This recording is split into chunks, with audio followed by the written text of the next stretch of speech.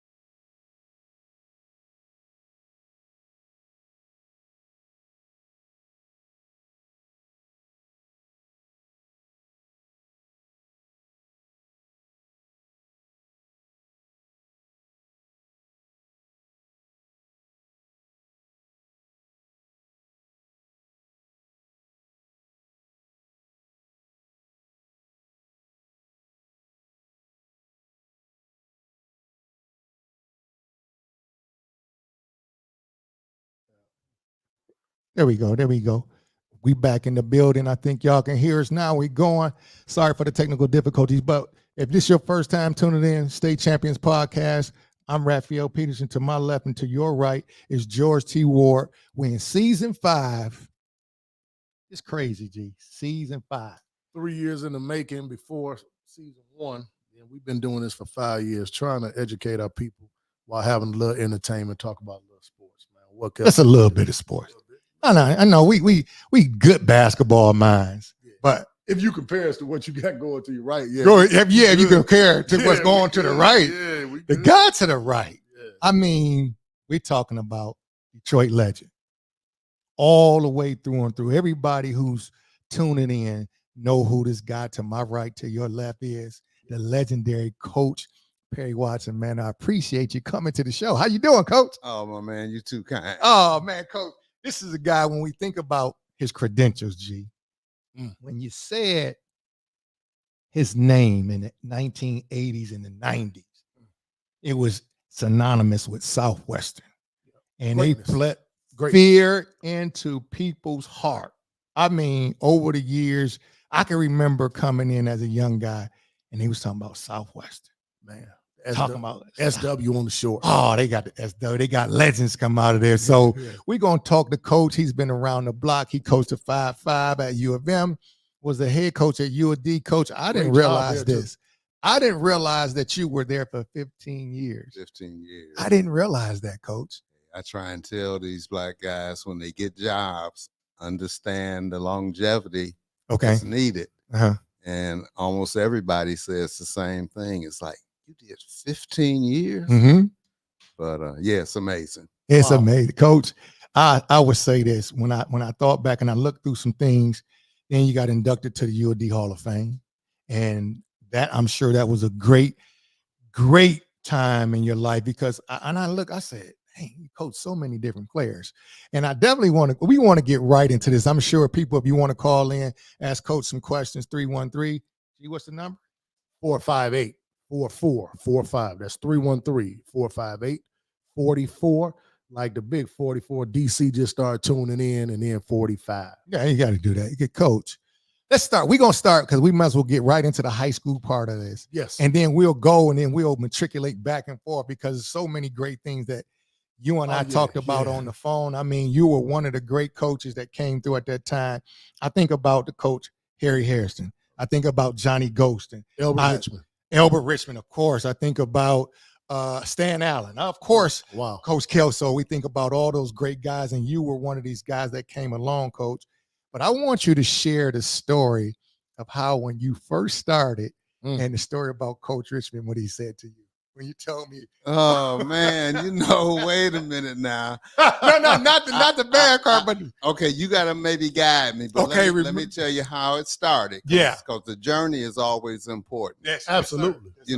I grew up in Southwest Detroit. I went to Southwestern. Yes, sir. So my affinity is a lot different sometimes. Not that it have to be, but to see Southwestern's program, which had always had great players. I mean, I could name them coming from the late 50s all the way through. And then a lot of people don't realize we won the state championship in 1973. And then to see the program drop to the depths that it dropped to, there was a lot of despair in Southwest Detroit. And I had just graduated from college, and I was working recreation with the kids in the neighborhood. Yes, sir. And so I would take kids to the games, and I would see just the undisciplined play and just not what it's supposed to be. So the community actually demanded that the principal talk to me about the job. Okay. So that was one of those situations where they dictated that I get the job. I hadn't been anybody's assistant coach. Wow. I hadn't been on anybody's staff. I had come back in 73 because I was still playing and was just out of college and got guys, and we would go up and scrimmage against the 73 team because all them guys was only 5 years younger than me. And tried to get them ready because we knew they had talent. If you look back at state champions, they may have the, quote, worst overall record, because they finished like maybe, I don't know, 8-10. Wow. Really? Yeah. Yeah. They had four or five guys that were ineligible to play till January. Wow. And so the coach was my old coach. So he said, can you get some guys to come up and mentor these guys? So we would go up, man, and scrimmage them and wear them out. But we knew how good they was. Yeah. So they had lost, I don't know, maybe twice to Murray Wright, who was a monster with Johnny Davis and those guys. Yeah. They had lost maybe twice to Northwestern with Terry Tyler and those guys. So they didn't make no playoffs. But once them guys got eligible, they had the real deal. They had the real deal. Okay. Yeah. So from that point on, after they left, the program went down. So now the journey, I ended up taking the job. But the program was being pilfered. And I don't blame some of the coaches because they saw kids that wasn't being challenged and whatever. So all of a sudden, that became an uproar. So Stretch Carter, a lot of people don't know. I started Stretch Carter playing at 8 years old at the rec center. And so Stretch called me and said that, Duncan Gaddy wants him to transfer. He's a ninth grader. Rockamore was a ninth grader. So I say, well, what, is that what you want to do? And whatever. So he left. We had another young man, Brian Pollard, who was an unbelievable player, played at Washington State, lived right down the street from my mom. He transfers. So kids was transferring out of there. Okay. So the challenge for me was to try and, first of all, wasn't so much to win games, win championships, trying to bring some structure, bring some pride back to who you are and what we are about. Yeah. And man, to go against them guys that you name and start off coaching against Baby Duncan, Winfield Henry, Elbert Richmond, Smitty, Ernie Scott, that's crazy. Jim Spivey, man, I didn't face a murder's row like that in college. Wow. No. So Coach, because me and you talked so many different times, and I want to ask you this because you mentioned this, and what was your coaching philosophy in terms of players? And you talked about wanting to ensure that your players were shining because, of course, a lot of people from the city of Detroit, we got people tuning in from all over. You guys got to understand Coach Perry Watson, coach his team. He coached a lot of pros. Let's clear that up. Ain't no question. Different times you had the Bill Jones, who was there many years. But then the notable ones that everybody always talk about is Jalen Rose, Voshon, Lenard, H.O. Howard Esley. But I think about that when you talked about how your thought process was you're going to have these guys a short time. You want to ensure that they shine, and you were able to do that because we were seeing and hearing about Southwestern. When I was a young guy, when I heard about, and of course the judge Antoine Joubert, he was like a rock star. And I always take this from T. Wheeler. T. Wheeler's another guy, but T. Wheeler said it best. He said Antoine Joubert was LeBron James before LeBron James, just in terms of the height, in terms of it. So what was your philosophy in terms of that? And you kind of shared that with me, share that with the people. And I think a lot of the young coaches who probably would be listening, what was your motive behind in making sure that you share the spotlight for these young people in your program? Well, basically, I always felt like I wanted to coach my players the way I wish I had been coached. Okay. And that's not shading anybody that I played for, but I took a lot from people I played for, but also when I was playing in high school, it wasn't but about 4 black coaches in the PSL. Wow. So when we would play Northwestern, I would find myself in the huddles looking over at Freddie Snowden. Wow. Play Persian, looking over at Will Robinson. Yeah. Playing Central, looking over at Winfield Henry. Yeah. So I always watched coaches, and I guess subconsciously I understood the dynamic that they played in young people's lives. And so that was one of my goals. Whenever I was coaching, I say, I'm going to coach these guys the way I wish I had been coached. So that kind of guided me. Okay. But then, like you said, what I then wanted, because of my growing up in the 60s and really understanding, self-determination and the fact that we should be able to dictate, our conditions, I raised the bar for all of them. Yes, sir. Wow. I raised the bar. We didn't discuss, were you go be an honor roll student?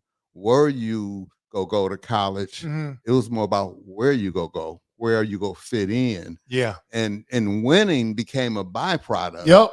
Because if you win in life, you win in the classroom. Oh, winning on the court is easy. Easy. And George, I know you got a lot for Coach, but I got to add this because Coach, obviously we were coming in, like I said, as a young guy, and I would hear different things. Coach Perry Watson. Of course, that understanding of who you were from a peer's perspective. Yeah. I would hear other coaches. Obviously, I coach Perry. This guy, he knows what he's doing. He's great over there. It wasn't until years later when I started to hang out with guys like Terrence Wheeler, and I would listen to the stories that these guys had about you, Coach. Yeah. And obviously, it's it better than anybody else, but I just wanted to share with you because then I was like, no, this is the real deal. See, when your players are talking that way about the high school coach and they're grown men, you made a tremendous impact, Coach. So then I really was like, Coach is the real deal. And I'm telling you, because you just don't know. Yeah. You hear it from the peers, but when you hear from the players that played for them over the years, you think, wow, I see now. I understand why they felt the way they felt about him and why they played so hard. But go ahead, G. I know you got some. You can see the level of success. Yes. That's not an accident. You know, you always talk about sustainability, right? And I remember when the games would be on the radio. I remember when they went to the state championship game and they played Flint Central. And this is the crazy thing about it. A great portion of us, if you didn't live in Southwest Detroit, I never knew where Southwestern was. Yeah. I just figured it was in Southwest Detroit. But the marketing, Coach, and that's what I wanted to talk to you about really, because the one thing that I could say is all of our uniforms, Raph, if you remember, especially when we were in the 9th, 10th grade, even prior to that, some of your shorts were one color. You had the black shorts, but we had 2 jerseys, the white and the black jersey. I looked at Southwestern, I'm thinking, how the hell why their uniforms different than everybody's? Yeah. And then not only that, what I saw was the Nike deal. Coach, I want to hear from you, your marketing strategy, or was it just a byproduct, like you said, from all the work that you guys put in? Yeah, well, let me first start because I missed the big part when you talked about the program, and it is about the players. Yeah. But let me tell you, I had a heck of a staff. Okay. See, when I said I wanted my players, I wanted to treat them the way I wish I had been coached. Yes, sir. I was very selective with my staff. Had to be. All my staff were college graduates. You know, because you got to be able to walk the walk and talk the talk. And that's not putting down anybody else, but I knew what I wanted for my staff. There you go. Yes. You know, because I'm trying to sell higher education. So I had a great staff. I was blessed that we stayed together as long as we did and had as much success as we did. How many years was the staff intact, Coach? Probably the longest was maybe 11 years. Wow. But when I started, you know, it was just me and Charles Sutton. Okay. I mean, we was doing everything. JV, driving the cars. I was just with Dave Bing last week. And I'm gonna get back to your question, Ralph. But go ahead, Coach. I was teasing Dave because I was kind of green when I took the program over. Because like I said, I wasn't nobody's assistant coach. Yeah. So all of a sudden, you know, I'm trying to find out from guys, why did this kid leave Southwestern and go to Murray Wright? Why did this kid leave and go to Western? Why did this kid leave and go to Chatsey? So, you know, players don't want to tell on each other, but they're not going to lie to coach. So I found out that some of the coaches had said they was going to send their kids to camp. And I'm saying, well, what's the big deal with camp? So anyway, when I found out it was a big deal, I called Dave Bean. Yeah. Because I knew Dave had to camp up in Poconos. And I said, Dave, if I get the kids there, can they come to camp? We don't have no money. Yeah. So Dave said, here, if you get them there, they can come. So me and Charles Sutton, we was the only coaches. Charles' father had a Bonneville. My dad had a deuce and a quarter. Deuce and a quarter. We put 6-7 guys Loaded in up. each car and drove all the way to Poconos, Pennsylvania. Hey, dropped them off. All of them, Rock, Twan, Keith Taylor, all of them. and then I was telling Dave last week, I said, Dave, you know, we had to drive back and get them. Yeah. And I said, then when we get there, I said, Benny White was one of your counselors. Yep. You had to take him back. No, Benny said, oh, coach, I would have brought him back in the van. He said, son of a gun. Yeah, exactly. But from Chuck, then we added like Larry Pierce, who was a 10th grader playing with me in high school. So we had a great staff who were great examples to those guys. And the guys ended up seeing the friendship, the camaraderie, the genuineness that we had, and not just as individuals, but with wives and children. And so it was much bigger than just basketball. Wow. So we became blessed. You know, you asked about, George asked about uniforms, and to hit on that subject, my third year, we end up winning the PSL. So at that time, George, we might have been the tackiest team in the league because when I came in, I got the job like in October. Oh, yeah, ain't no time to get nothing. Yeah, no time to get nothing. Yeah. So we go out to play Brother Rice for the city championship game. Operation Friendship. Operation Friendship. Oh, y'all are looking. Man, we got on T-shirts that's blue and got on our uniforms. Brother Rice come out. They got first change of clothes. They got on shooting shirts. Man, then they go back in with 10 minutes to go, and they come back in with another warm up. So luckily for me, and we beat them. It was some gentlemen in the stands. Wow. From Ford Motor Company. Stop it. And they say, hey, can we do something for y'all program? There you go. And I said, yeah, you can get us some uniforms. Please do. Yes. And they became, and they might still be around, they became the PSL Alumni Association. Okay. But those was guys that worked at Ford Motor Company who just enjoyed watching us play. Oh, wow. That's crazy. Yeah. So that's how we started getting our first uniforms. And then we start raising money. And then with Nike, that was a blessing. Antoine opened up a lot of doors. Yep. You know, The not judge. just for Judge. No, I'm just saying. No, Yeah, I mean yeah, the judge. In terms of it, he was the guy. Yeah, and he brought the national focus to Detroit. Yes, because we always been good. Yeah. But we didn't have that national shine. There you go. So now Judge, man, he goes to camps, goes to the McDonald's, and does all of those things.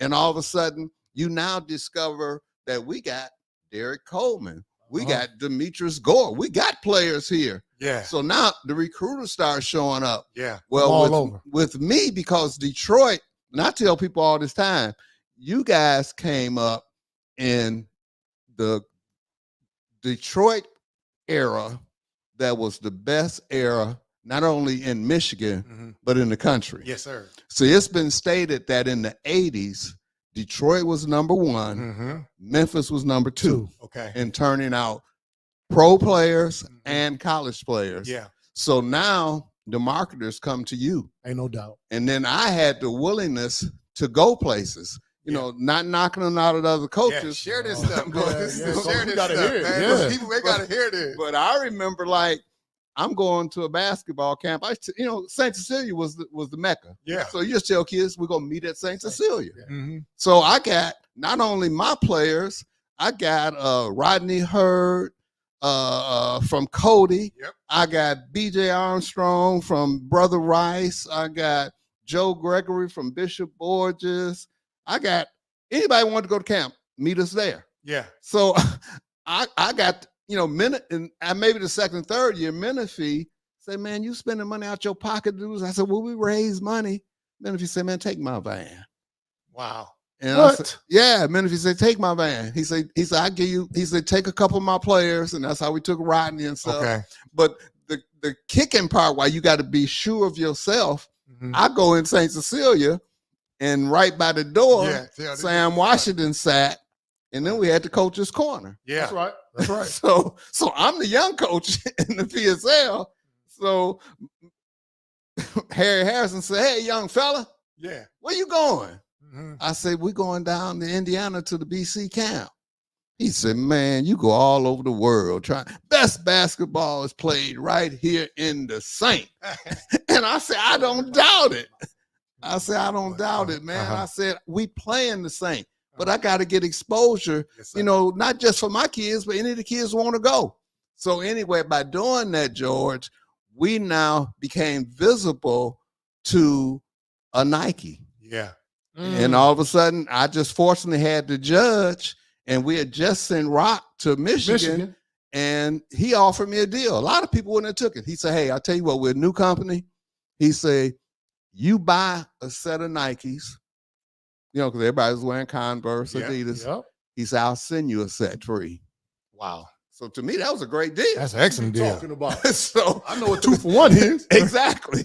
So when I did it, I think he was shocked. Mm-hmm. Because he had made the same deal to like Dunbar in Baltimore, King in Chicago. But I think I'm the only one sending a receipt that I bought him. Okay. So he was like, I like this guy. Okay. So our relationship grew. I ended up directing the Nike All-American camp. Yeah, we know. And all of that ended up, to me, was a blessing because of where I happened to be coaching, and at the time where I happened to be coaching. So that's kind of how that happened. And we just like style, so we did like to look good. No, y'all did that. Hey, y'all did that. Make sure y'all call in 313-458-4445 to talk to Coach Perry Watson, man, legend around here. Coach, I remember this, and I keep going back to high school because I just remember, and I remember the Southwestern Press and how Baddest press they we've was ever talking about college coaches are coming to see this run and jump. The run and jump was phenomenal. Beyond. Listen, it was crazy. Coach, how did you come up with that? And how did you decide I'm going to implement this style of play into your program? Well, again, when you expose yourself to other ideas, and one of the benefits of me going to different camps, whether they were in Macon, Georgia, Rensselaer, Indiana, at night, coaches sit around and talk. So, man, I would pick brains and they would pick mine. And so long story short, you start thinking that in life, the worst thing people want is stress or pressure. So you start saying, how can I take that to my basketball team?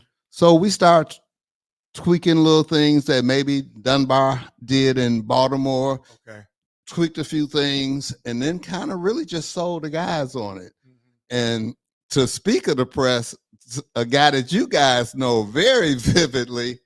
So I'm at University of Michigan, and we getting ready to play Cincinnati in the Final Four. So I look over at Mike Talley. I say, Mike, this is like playing Cody on Tuesday. Southwestern on Friday. I say, so buckle up, man. It's going down. It's going down. It's going like this. Yes. Track me. Yes. Okay. Yeah. Wow, that's crazy, Coach. Go ahead, I know you got some. Coach, we talked before, and at that time, like you said, basketball in the state of Michigan was at its peak during that time. For you to go to so many state championships in a row is just, it's unheard of. It'll never be done again. Right. The drives to Flint in the summer. Talk about those. Your players talk about, the work that you guys put in, the running of the stairs that was always talked about. Obviously we know all of them guys and friends with them now. Yeah. But those drives to Flint, and we knew at one time, Grover Kirkland, what he was able to do at Flint Northwestern, Stan Gooch at Flint Central.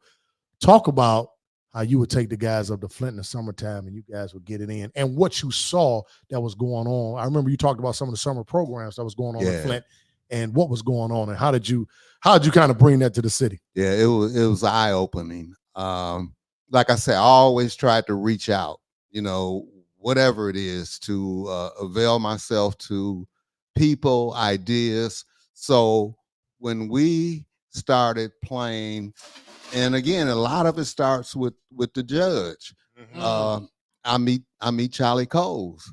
And Charlie, he's avid coach at Saginaw.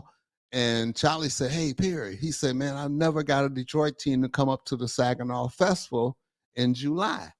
He said, man, would you be willing to bring your guys? And I said, yeah, what do we have to do? So again, the way the coaching fraternity was back then, his thing is like, look, my wife will cook all the meals. He said, so you guys come over in the morning, get your breakfast. And then, after we'll have dinner. So he said, what you really got to do is just get there. And he said, I'll get a rate at the hotel. So that was our first experience really going anywhere. So we go into Saginaw, and now you got all the Flint schools. You got Flint Central with Eric Turner and those guys. You got Flint Northern. You got Saginaw. You got Buena Vista. Yeah, you got like Lansing. So Charlie had brought us in, because we got the judge as the feature game. So, man, you talking about old time hooping? Man, we come out to play Saginaw, and it's summer ball. It's packed. Talking trash. Coming up on the baseline. Hey, who on your team can dunk? So I'm kind of looking at the brother. I said, man, I ain't got nobody that can dunk. And they crack up. They start telling everybody. I look down at the other end. Saginaw's from the littlest guy to Desi McClung. Everybody dunking. So I'm like, wow. So this is like the summer of 80. So this is going into Rock's senior year and Keith Taylor's senior year and Juwan sophomore year. So to give Saginaw credit, man, after we whooped that butt with no dunks, we put this ball in the hole. They gave us standing ovation coming out that gym, man. I could believe and it. That's when I think my players started realizing it's about ball. It's about ball. Playing the right way. Yes, sir. People appreciate that. So no. Absolutely. And they know they ball up that way too, though. Oh, Yeah, my goodness. They So love the now, basketball. George, I look and I see Flint Central. I said, Flint, no. I said, well, man, how do I get relationships and do that? So then Gooch tells me from Flint Central, we do something too. So, yeah, we started making that trek. Wow. And now to how I really got knowledge was Grover Kirkland, God rest his soul. Flint Northwestern. Grover became a real good friend of mine and would invite me up, not just the team, but just me to come up. And I noticed the infrastructure they had. Most of our kids, I don't know if it's the same, George, because now you got PAL and AAU and all that. But most of my kids, the first time they played organized basketball was when they came to Southwestern. Now, some of them had played PAL with Jake Boyd and some of them, but in reality, most of them had just started. Grover said, Perry, y'all way behind. Wow. I say, what? He said, man, all of us got second jobs just running our gym at night. He said, so we bring in junior high kids, and then they had a thing called the Canusa Games, Canada versus USA. I said, man, we'll never catch up. Yeah. We'll never catch up. So then what I did, George, a year or two later, Detroit didn't have any freshman program. So where Southwest Detroit was at, like you say, you didn't know where it was at. Down in that corner, we had Ridge, Ecorse, Lincoln Park. Then you had the Catholic schools. So I created a schedule for a freshman team. Coach, stop it. Yes. Coach, this is what I'm talking about. I didn't know none of that, man. Hey, crazy. And let me say this, George, why it's so important that coaches don't cut players or run them off. You about to say something. Hey, one of Ralph's best college teammates couldn't make JV as a ninth grader. I had a freshman team. Danny Hayes. I know you were going. And them guys had to play freshmen because they come in with Jalen them. Yeah. So you bring in Jalen, them guys in, plus you got some 10th graders that can play. So I couldn't just let Danny and Flynn and all them guys go. So I called Ridge, I called Ecorse. Hey, I bought a van, got an old van. And I said, hey, we'll come because we couldn't schedule no home games because I need to practice. You go practice. Yeah. So I said, we'll come to y'all. So we established a freshman team. Wow. Coach, who would coach your freshman team then? Who coached it? Back Pierce? then, no, Pierce was JV. Herman Yancey. Yeah. Herman Yancey. Yeah. Scorekeeper. Yeah. Book guy. Yeah, for you. He did the book. Yeah. Yancey would coach my freshman team. And then as crazy as it is, we got it going so well that we had a freshman team. Now, when PAL decided they wanted the playoffs, I had another name that's gonna shock you. I had Tony Jones coaching those kids. Wow. Yeah. Come on, coach. So we had the whole program going, and that's why, like you say, you take a guy like a Stevie Wise or somebody, and people will say, oh, man, them guys graduated. We had guys waiting, just waiting their turn. In the wing. And people don't want to wait no more. Coach, I got to interject. But, Coach, what we always do is customary on State Champion Podcast. We have to do a toast. A toast, salute to the legend, Coach Kerry Washington. Man, thank you for coming. I appreciate that. Coach, we appreciate you. I gotta talk about this, Coach, because people wanting to wait. G, you may remember the story a lot better than me because when T. Wheeler tell me a lot of times, we might have had a few beverages, but the story about how he got his daughter's name, Mackenzie. Do you remember the story? What are you talking about? Tell the story about this, Coach, and just chime in where you fit in at. But you was there, but he told us this story, T. Wheeler, about how you taught him wait your turn, man. And G, tell the story because we had. I want Coach to interject when as soon as he feel like it. At that time, it was either Johnny Johnson or Sam Silman. Sam Silman. T. Will's a junior in high school. They playing Mackenzie. Last shot go down. Boom. SO got the timeout. Coach draws up the play. Boom. Running the sound. Yes, sir. T. Will looking like, man, I'm the guy. I'm hitting these shots. I'm Pac-10 in a minute, man. What you, Coach? Sure enough, the shot is missed. Mackenzie wins the game. Yep. The following year, same predicament. No. Did he say something before then? Did Coach? Oh yeah, he asked Coach about it. Yeah, he said he and asked you Coach about it. said to him, "Yes, it ain't your time yet. Yes, it was not your time." Because we'll always, and I encourage guys to have confidence now. Yeah. So Will had supreme confidence. Yeah, no question. And he felt like the shot should have gone. He said, wouldn't mind if the shot had went to Johnny Johnson. Yeah. Johnny Yep, I Slater. started to remember He that. said, but Coach, you went to Sam, and I just thought I should shoot that shot. And I told him, with a little French to it. But what you need to do is wait your turn. Wait your turn. Your turn will come. Yes, sir. In the next year. His turn came. Go ahead, G. Tell that. Same situation. Timeout. Coach draw the play up. He kind of look. It's for Will. T. Will. T. Will. Number 3. Your time has come. T. Will hits the shot. T. Will's talking to me about this probably about 4 or 5 years ago. We're at Wayne State University at a football game. And we talked about, he said, gee, man, I don't know how y'all guys doing it, man. He said, you know, kids don't want to wait their turn, just as Coach alluded to.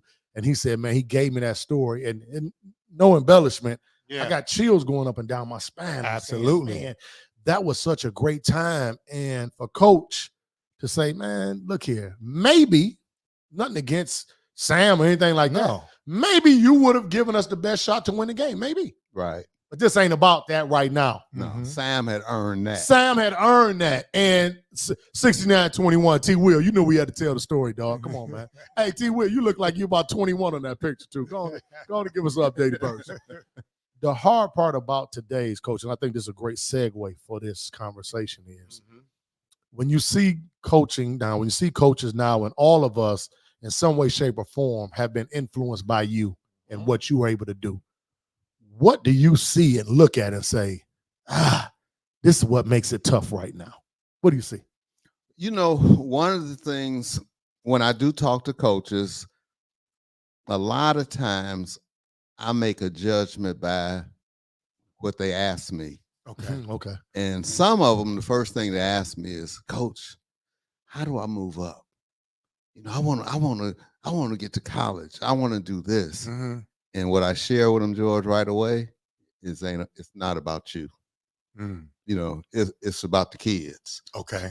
And whether they believe it or not, I tell them, I said, hey, as much success as we had, like George mentioned, unreal.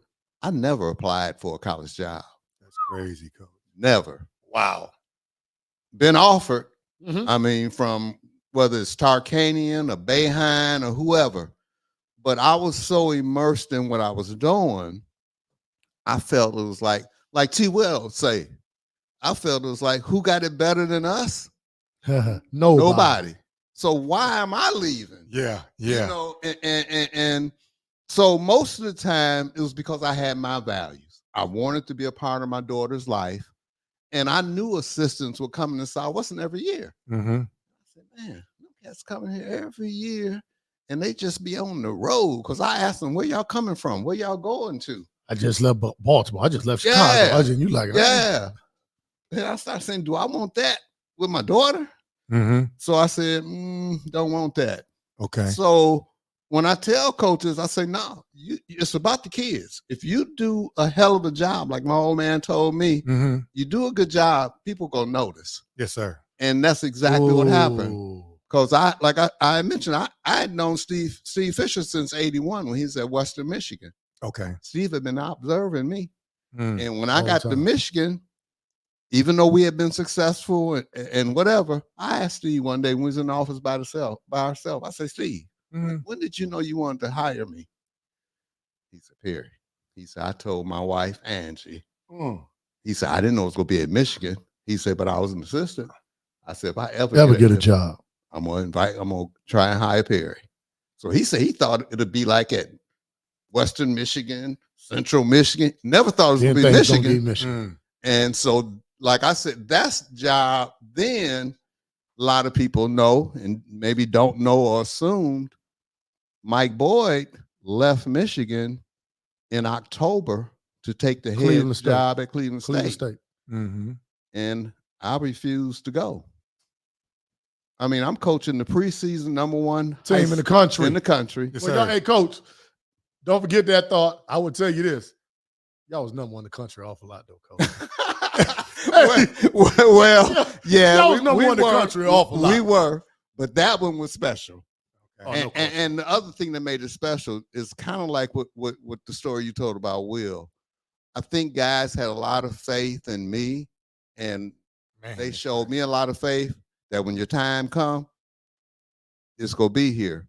So I had 9 seniors on that team. I leave in October. No, It's all about me. Yes. You know, obviously Jalen, Vo, They was gonna be good. they're gonna be good. But what about Danny? What about that? What What about about Mike Flynn? Ham? Flynn. What about Mike Ham? Yes, sir. You know, so I just told Steve, and I don't know, God's hand or whatever, gave me the guidance. I say, Steve, so if I come to Michigan in October, what can I do to really to make a impact the difference? program right to now. impact the program. I only know these guys. Yeah. And we got a season right now. Right. And I said, how good do you think you're going to be? So he said, well, whatever. I say, so in other words, it ain't going to make no difference in terms of Michigan right now. But I can make a big difference if I stay at Southwestern. And I can get with you possibly after I do what I got to do. And exactly. And I said, and all I would request is that if you can, let's talk after the season's over. I said, but if you gotta do what you gotta do, I understand. Well, nobody like. But I'm willing to take that chance because I'm sticking with these guys. Yeah. And I think he really respected that. He went to his AD and made a pitch that let's move Jay Smith up to a full-time spot. Like Jay. And we can make it work. Okay. So season ended. I wouldn't do it then. I said, I want to wait till all my seniors are taken care of. Mm-hmm. So once we got all them taken care of, but the thing I try to point out to coaches, that job sought me out. And you guys just getting started, and you already talking about how can I move up? Coach, I gotta highlight T. Will's comment because what you're talking about is patience. T. Will said he taught me about patience and perseverance. And I want to move into actually you going to Michigan. I think this is a perfect segue because obviously you was at Michigan in the Fab Five. It was a cultural phenomenon. No doubt. Now I tell people this for the 90s kids, but they forget about UNLV. Yes. And one of your former players, Anderson Hunt, was on that team. Correct. And I look at those things and I was like, wow, I just felt so good to see a group of young guys, some from the city of Detroit, but just from all over coming together for one common goal. And when you were up at Michigan, tell the people, what was it like in that era of the Fab Five? Juwan Howard, Chris Webber, Jay Rose, Ray Jackson, and my guy Jimmy King. You know, I always mess with Jimmy. Jimmy is always my guy. I met him coaching in the little junior NBA years back, so we've been cool ever since. What was that era like at Michigan at that time, and when you guys were going across the country, going to other arenas? What was that like?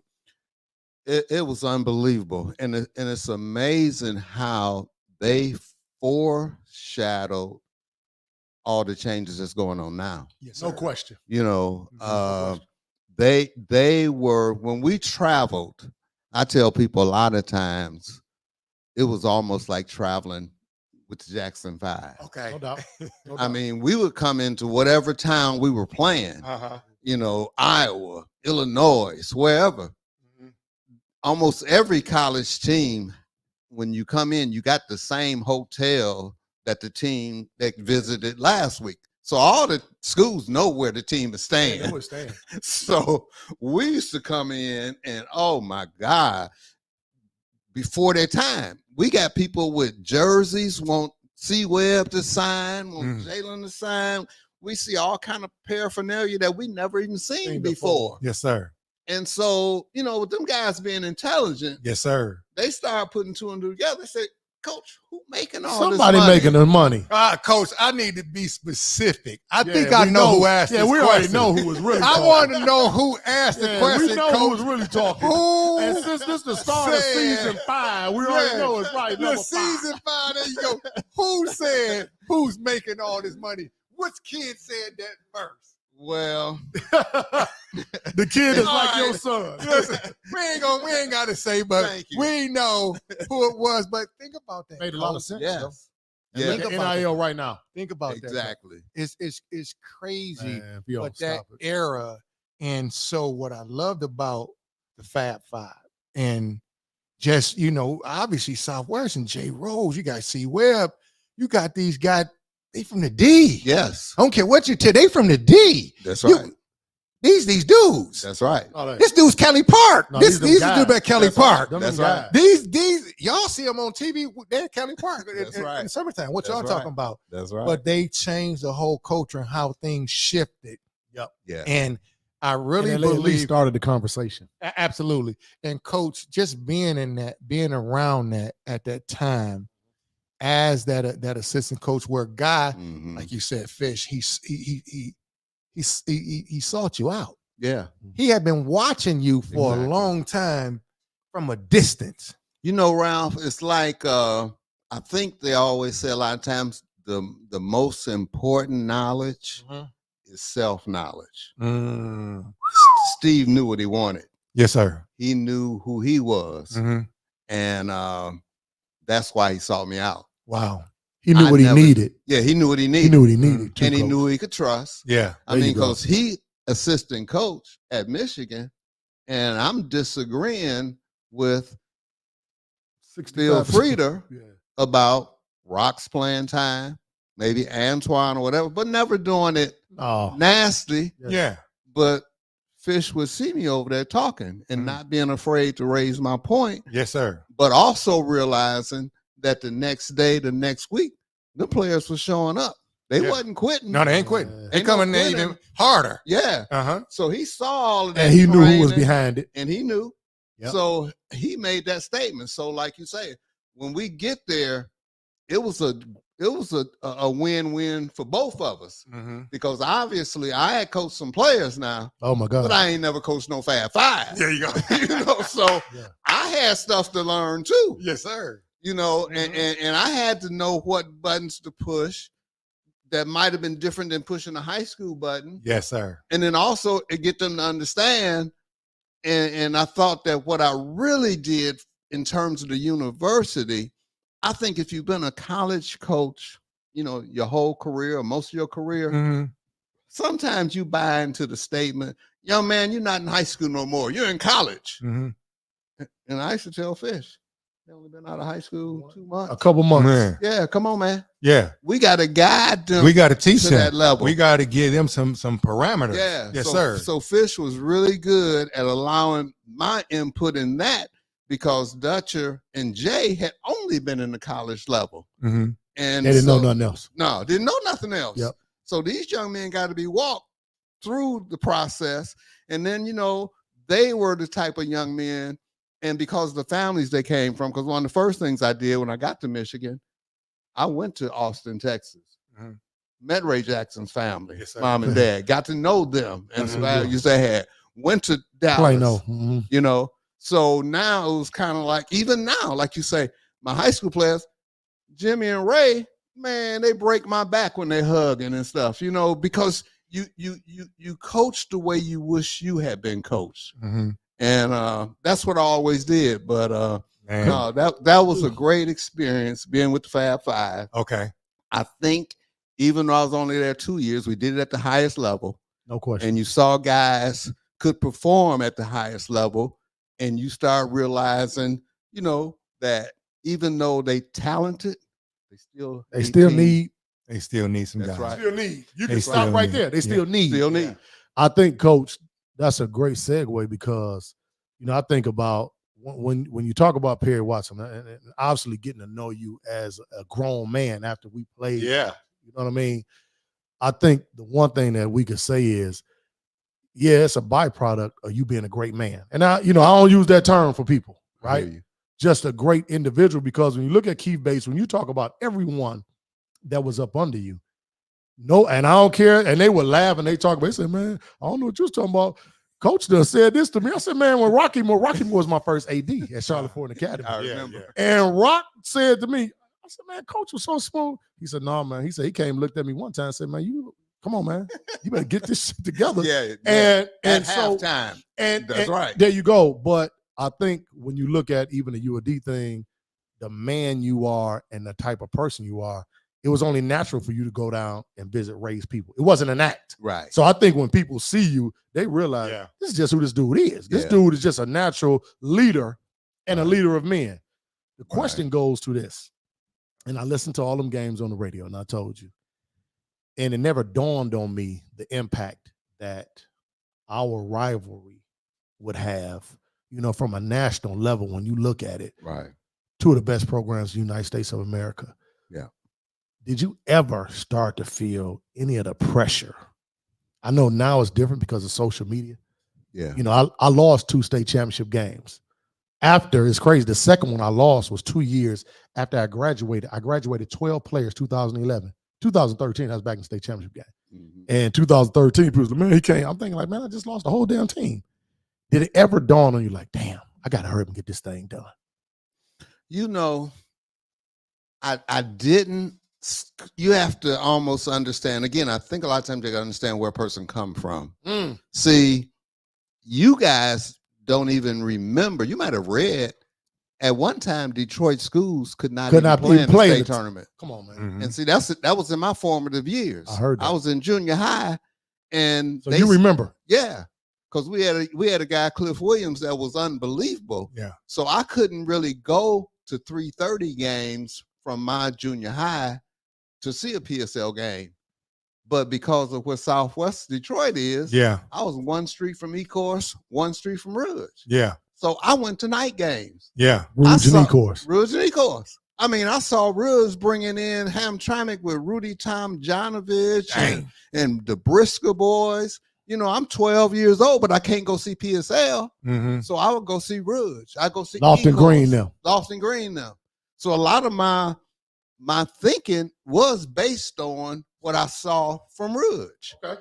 So now when you look at that and you think about maybe my age, but definitely older than me, the coaches I coached against didn't really care that much about the state championship. Sure didn't. Wow. The PSL was king. It was king. Everything. It was everything. So when Southwestern won the state championship in 73, I told you they had a horrible record, like maybe 9 and 10. Yeah, that makes sense now.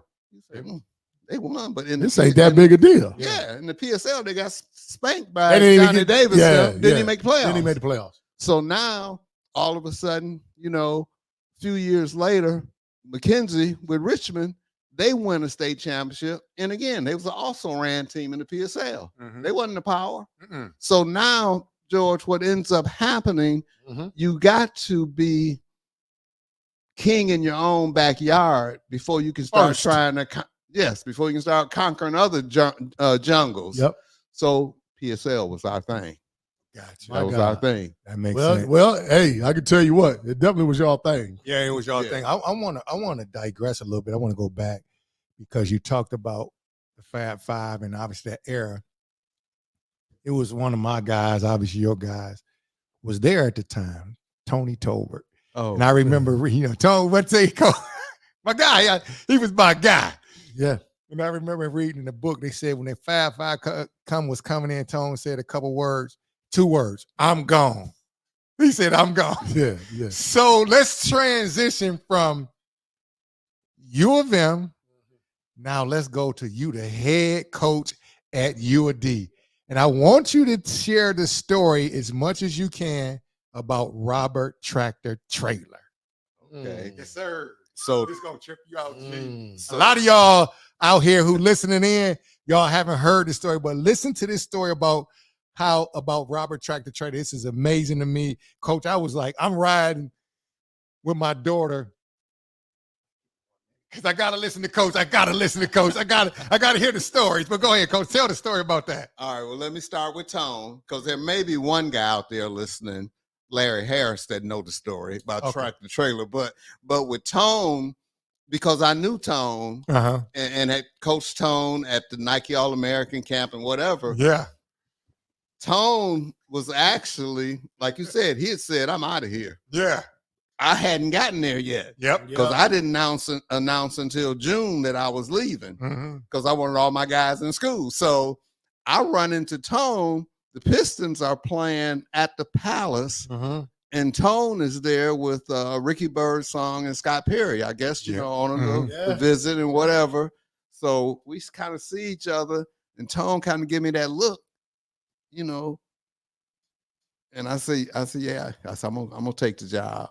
So he said, oh, good luck, you know, whatever. So now fast forward, I go to Michigan. So Tone had to sit out a year. Yeah.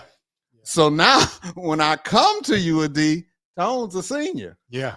And I get to coach Tone. You get to coach TNT. and man, he was a very unique young man. I loved him. Ain't no question When I came in, George, I told him, because you got to kind of know what they want. What you talking about? Yep. You know, a lot of times coaches want to tell you what you want. No, you got to ask them. You know, you made a comment about Will. I'm going to tell you something I learned too, and learned it maybe after Will. Because sometimes we'll draw up a play and say, Sam, you got that shot. I tell you what I learned. Sometimes he don't want it. Sometimes he don't want it. Sometimes he don't want that So I shot. said, who want it? Who wants this shot? You know, I look. And you look in the eyes, you can tell. That's right. Because I want whoever to shoot it. Come It's on, somebody Coach. that want it. Yeah. So with Rap always gonna look like that. He ain't give a damn if he's gonna miss it or not. Rap gonna look like that. You gonna say me? I'm gonna shoot it from the parking lot. But yeah, go ahead. He is going down. All right, go. Hey, but so when I get to UAD, I pull Tone aside. Because, you know, I respect Tone. I respect the fact he played for Ed Rachel, a friend of mine. Yeah. And I say, so Tone, what is it that you want to accomplish this year? You know, I say, because, you know, I'm going to try to see if I can help you do that and whatever. So anyway, this conversation went on for a couple of weeks or so because Tone would think of something. And, you know, Tone, he going to bring it back to me. So it basically came down to Tone felt that, you know, obviously he wanted to be showcased and get to the league. Yeah, no doubt. And he said, Coach, I want to average like 30. Yeah, So I already know. I say, Tone, I ain't got no problem with you averaging 30. You got to check some, man. And I said, how many shots you gonna take? He said, well, probably 30. Oh, shit. I say, Tone. I said, Tone, you can't get 30 shots. I went and got the stats from the previous year before I got there. I say, Tone, y'all didn't average but 50 shots a game as a team. Yeah. You can't get 30. I say, but I tell you what, I'm going to show you how to get 30. I say, you go get it, because this is like June. I had just taken a job. Yeah. I say, you go get in the best shape of your life. You go punish people with your conditioning. And that body. Your body and finishing. Man, we played DePaul. They had this guy, Tom Kleinsmith. I don't know if you remember. Yes, white I do. kid. Yes, I do. Man, Tom can play. So, you know, Tone was geeked up. Yeah, for sure. So we playing them at Cobo. And Tone had 42 on 15 shots. Yeah. 19 for 19, like from the line. Ain't no question about it. I say, Tone, That's how that's efficient. You can do that anytime you want. Anytime you want to. Yeah. I ain't gonna stop you. No. So Tone was one of my favorites, man. Yeah, he was one of those guys. And you just love him. Yeah, ain't no question about it. Coach, I want to add to this, because I know you told me that, you know, you be sleeping at a certain time, Coach, but people tuning in, they want to keep hearing what you're saying. I'm sorry, we got to hold you a little longer. Tell the wife that, you know, we stayed a little longer, but Coach, then you at UAD, and obviously you coach one of our former players from Cooley, which was Willie Green, but you also coached the guy Jermaine Jackson, Desmond Ferguson. These were guys, I remember this coming up to UAD with Tone. Yes. And, you know, I was obviously older than those guys, but still just being in that atmosphere, we always had that camaraderie. And those guys were just, you know, they were coming through and they were doing their thing and they were able to do certain things. How special is it? All these guys you coach over the years that went to the pros, came back, did certain things.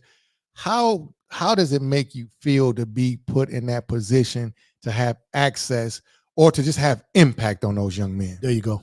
Yeah. You know, that was special because you mentioned a guy, George mentioned a guy that was maybe on the line.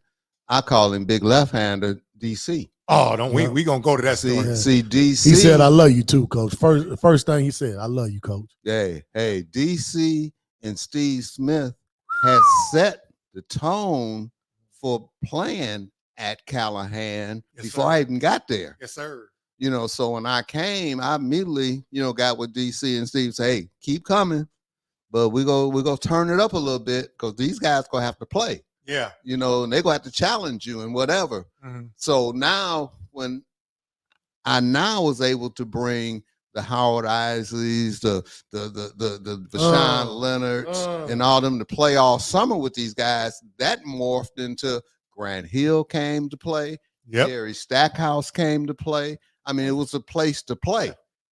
And it wasn't no BS. Listen, Coach, I remember Big Dog Glenn Robinson come up there. I'm gonna tell this story. I'm gonna get this. I ain't gonna share too much of it, but Neil Long came up to UAD. I don't know if you know this. Neil Long came up to UAD for a certain person. They ain't go to UAD. Yeah, there was some here. And listen, I said, we got some serious run up here. Neil Long up in this joint. When Neil Long came in, I said, I never get, she looked, I say, this Neil Long. This ain't nobody that look like her. Listen, when Big Dog Robinson came up there, right, I said, oh, this the place. But go ahead, Coach. Go ahead. But I thought that was special because when they would come up there, even after the summer, you know, you get that period of September to October when pros trying to get ready for camp. Themselves in shape. Yeah. So all my guys would come back and they would work out when we was working a team out. And, you know, I would say, Howard, keep it a little lower. Well, guys say, damn. Guys looking at you talking to him. You talking to HO, he in the league. Like, what you doing, Coach? They looking at, and they look, first of all, they looking at how HO responded. Exactly. That's what they looking at. Exactly. And then they see Jay, then they see Vo. So that made immediate props with them. Ain't no question. But it also gave players like Willie Green a vision. Like, wow, I can do this. What you talking about? But before I go back to Willie, I don't know if you remember, you and George. My first coolie guy, Guido Lagarde. Guido. What you talking about? I went and got Guido. Had a good career over there. Yes. You did great with him, Coach. Yes. Guido, I mean, Tavares Class of 92. Baker, Class of 92. Tavares Baker. Ben Green. Yes, sir. And Willie Green. Yeah. But Willie, man, I'm going to tell you a story. He may have told you. I mean, it's not a bad story, but Willie, sometimes, George, it's important that somebody see the vision before you see it. What you talking about? Coach, you won't make me get back into coaching, man. Dang, I'm taking so Willie, no kids. You know, I knew I had to try to expand Willie's game, but also try to give him the confidence. Coach, you know, you guys, you ran your system. There you go. Go ahead, Coach. Go ahead. And you do what you believe in. Yes, sir. And so I saw him playing, and I saw him jumping center, and I saw him playing inside on the flex and all of that. Flex was cold. Oh yeah. Oh yeah. So hey, I couldn't knock that, but it's like, okay, now Willie with me, I want to be able. And then Gary Green, you mentioned his uncle. You know, Gary obviously wanted his game expanded. So probably Willie's junior year, he had a reckoning. Go ahead. No, she turned it on. Go ahead. He had a reckoning. Willie got a case of plantar fascia. Oh. And we were treating it. But you mentioned Gary, but Willie Green Sr. was a very strong father. Great man. What you mean? Hey, no. Great man. I'm going to tell you, Dignified. Coach, keep your thoughts, but I'm going to tell you what I loved about Willie Green Sr. He the one who's talking about, boy, you need to play. He the one told me about trying to get into golf. But what I loved about him, he knew who he was. Yes, sir. He didn't have no problem with chilling, taking the back seat. No. And so I know why you have that affinity for him, because when I saw him about 3 weeks ago on 7 Mile, hit the horn, we was going a different direction. But he was one of those guys, I was like, Pops, you never. No ego. Not at all. No ego. Go ahead, Coach. Go back to your thoughts. So on Willie Green Sr. So when I'm getting ready to recruit Willie, again, just to finish up on him, you know, I gotta follow the rules. You know, because, you know, could be some jealousies or whatever. So I never violated no rules. So when you can't call a kid until August 1st, going into his senior year, technically. Although I'm in Detroit, I can call somebody 313. There's never a record. But I said, man, I'm not that kind of guy. So we are at a tournament in Solon, Ohio, and my former assistant coach, Charles Sutton, is coaching with Rodney Hurd. So he said, P, you not interested in Willie Green? I said, yeah. I said, man, I sent a letter. I said, we supposed to send a letter to the school, care of coach. I said, I send a letter to Willie every week, man. I said, Coach, it's easy. Well, you guys know now. All you got to do is hit the computer, and the same letter go to 10, 15 different people. So I'm sending Willie a letter every week, and then I'm sending him handwritten letters. Yeah. So Sutton tells Willie, I ain't never got no letters from Coach. Well, I immediately know what the problem is then. Hey. So anyway, I guess he said, well, Pete would like to recruit you. So he said, I'm going to give you his number. So anyway, we get home from Ohio. I get a call and I answer the phone. I say, hello. You know, that was before maybe call ID and all that stuff. So, I already know who it was. He said, this is Willie Green. But a little deeper voice. You know? Yeah, this Willie Green. I already know. Yeah. So he said, I was told to give you a call.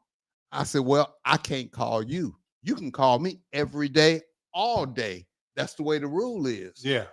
But it's got to come from your end. There you go. So I said, I've been writing Willie. I'm not going to blame nobody. Yeah. I said, but I've been writing Willie. Yes, sir. I said, because I'm going to follow the rules. Yes, sir. I say, but when it's open season, I'm going to recruit him. He said, well, Coach, let me just say this. And what you said about Coach. He said, Willie is going to obey Coach Kelso. Ain't no question about his it. Coach. Yes, sir. He said, but in this house, I'm the dad. Listen, you better stop talking. See, Coach, I gotta. You better because stop I'm talking. telling you, I remember this. You came in the gym this particular day. Me and Tone sitting on the basket. We getting ready to work. We getting ready to play at the 2:00 time because it was always 2:00. Because me and Tone worked out at 12 noon, and then at 2 was there when everybody came in. And you came in. You said, Ralph, I saw Willie in the Ohio-Michigan All-Star game. I want to recruit him, but the relationship, me and Ben. I said, Coach, this ain't about that. This is about a kid getting to a school. Yes. And if he can, this is a black kid. Yes. For a ride scholarship. I'm telling you. Listen to me. And I just remember this like it was yesterday. And I think about that time, and I just think about everything at that moment. Yeah. But I knew then, I said, Coach, you saying it now, but a lot of people have to hear you were going to follow the rules, but you also understood that sometimes it could be some roadblocks. That's right. No, of course. But it also takes people to come in place and be put in place. And you said this earlier about God had his hand on you and guided you. And it's just certain times in certain places that people run into each other because I say it again, I say it a million times. I thought that I knew who Coach Perry Watson was, but I really didn't know until I started talking to the former players. Okay. And then when you came in, I'm like, this coach, this him. You know what I mean? I know this probably sounds funny to you, but this is real. But we talking, and then I was like, Coach, he that dude, he legitimate, and he's about his business. And so then I think that's where everything just kind of took off, and your graces have been granted because of who you are and you understanding who you are, and that patience and perseverance. Perseverance, the two words. And I think the thing that you know now that you probably didn't know because you was a kid and that's what you saw. Yeah. Was that I saw the roadblock, but I wasn't no punk. Once I got to Willie Green, soft acid in this joint. Oh, we gonna recruit him. We gonna get him. Yeah. And it was no disrespect. No, but no. I am not quitting because I saw, like I told George, I saw a vision in this young man. Yeah. Because I saw his hops. Yeah. I saw like when how George, a lot of coaches will come to the game when the game starts. Said, I get there as soon as they take the floor. Yeah. I want to see everything. I want to see the shot. I want to see. And I said, damn, Willie got some shit. Oh, yeah. So now fast forward to Willie a junior, what I was talking about, and now the reckoning come. So Willie get a case of plantar fascia. And again, I give people respect. Willie was kind of hopping around, but he was getting treated. Mr. Green is his dad. Yes, sir. So he come and see me, and he said that he took Willie to see his family doctor. And we all know family doctors are not sports doctors. No, not at all. So I said, so Mr. Green, what is it you want? He said, I want him to sit out. He said, his doctor said he shouldn't be playing. I said, well, Mr. Green, let me just say this. We treat Willie. He don't do no extra conditioning. Nothing. I said, he just there. But if that's what you want, I say, I give you that.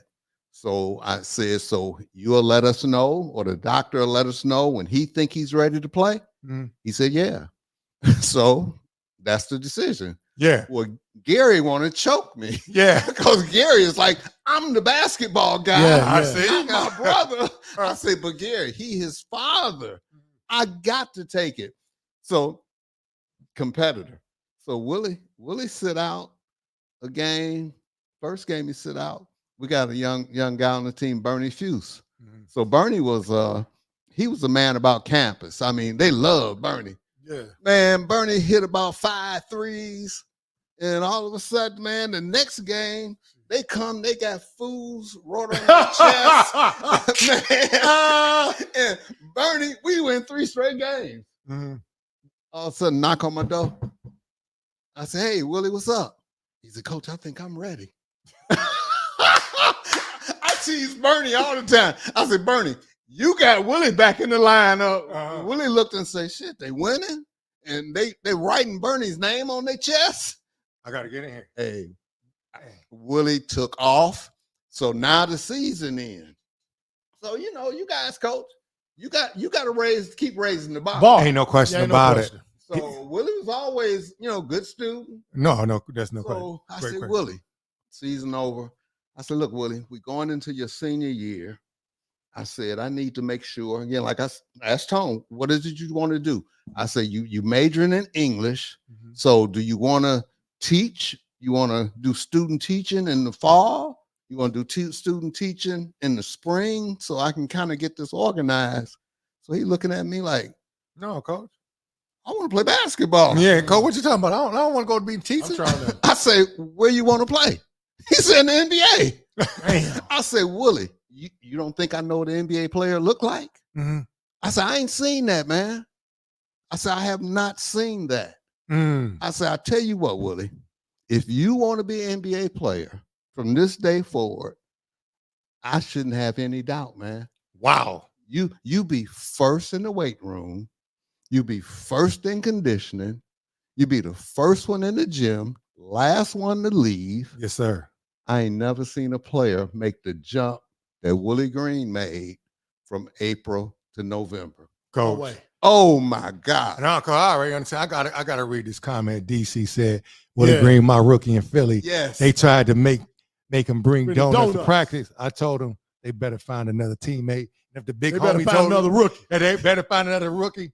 If the big homie said that, they better find another rookie. They found one too, trust me. I'm sure they did. So, Coach, because everybody wants to go back to this tractor trailer story. Okay. Go back to that tractor trailer story about Michigan, close to UOD, grandma house. Give them the Okay. Now, listen, give them that story, Coach. So again, I'm at Michigan, hottest ticket in the land. So I got Trailer coming to games. He's a 10th grader. I got Maurice Taylor coming to games.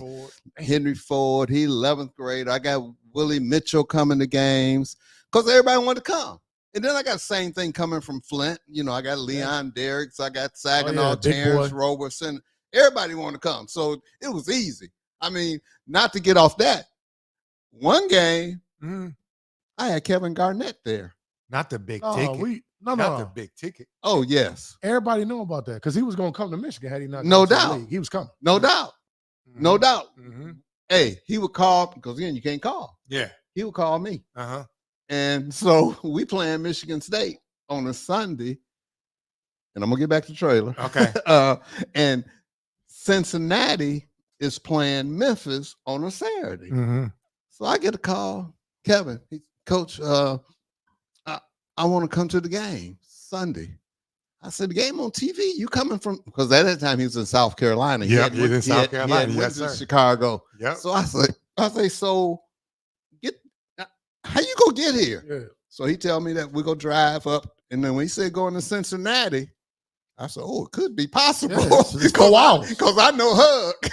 Yeah. And so I said, okay. So now, you know, you guys all know the rivalry, Michigan State. Oh, man. Big time.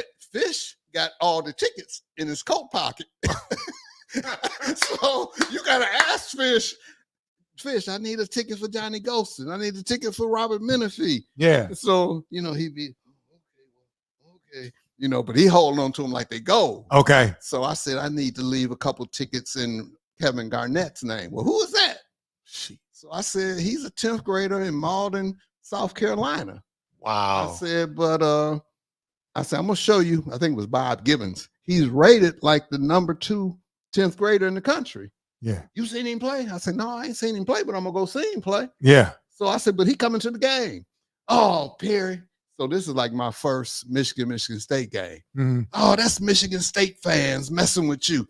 Ain't nobody coming to the game. Blah, blah, blah, blah, blah, blah.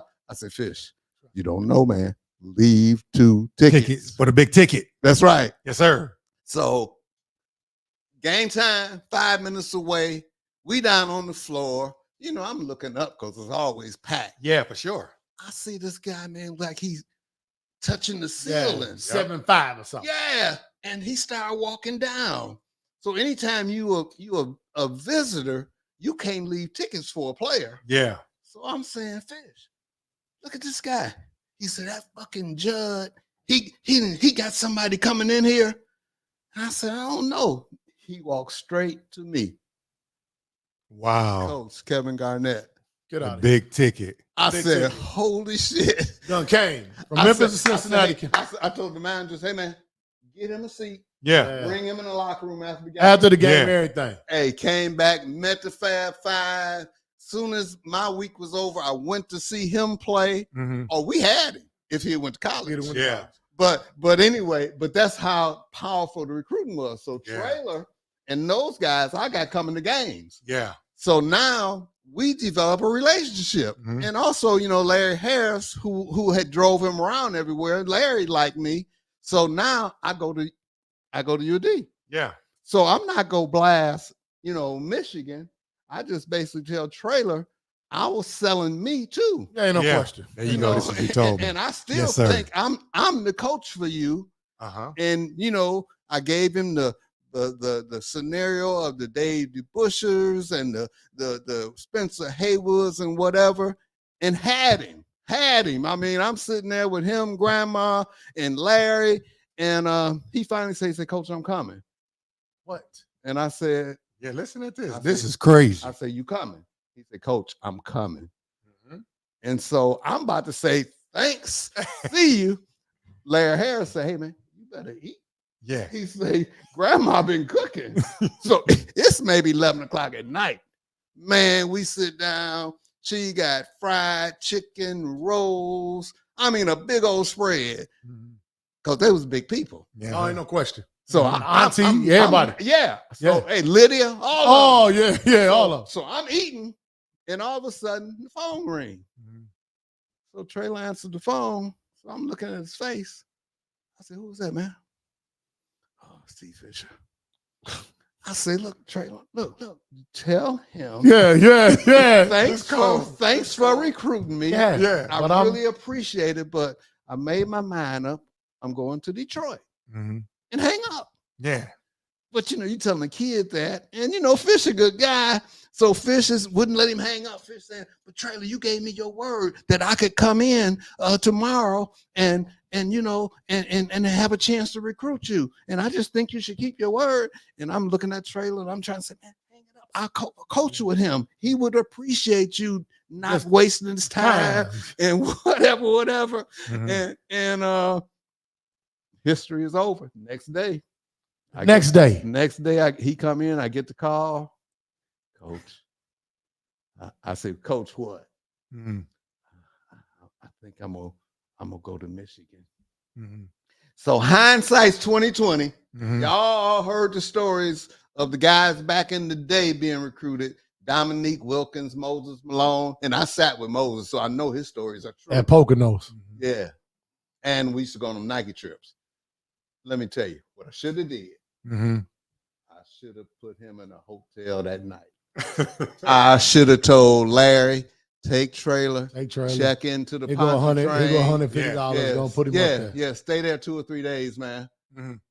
Like they used to do, and they couldn't find him. They couldn't find him. But I worked with Steve, and I knew Steve wasn't gonna come in and do nothing shady. Yeah. But I knew he was gonna come in and pitch Michigan. the dream of Michigan. 5-5. Oh man! Wow. Ooh, that changed everything. That changed If track come to UD, oh Man. man! And he said, "I'm coming."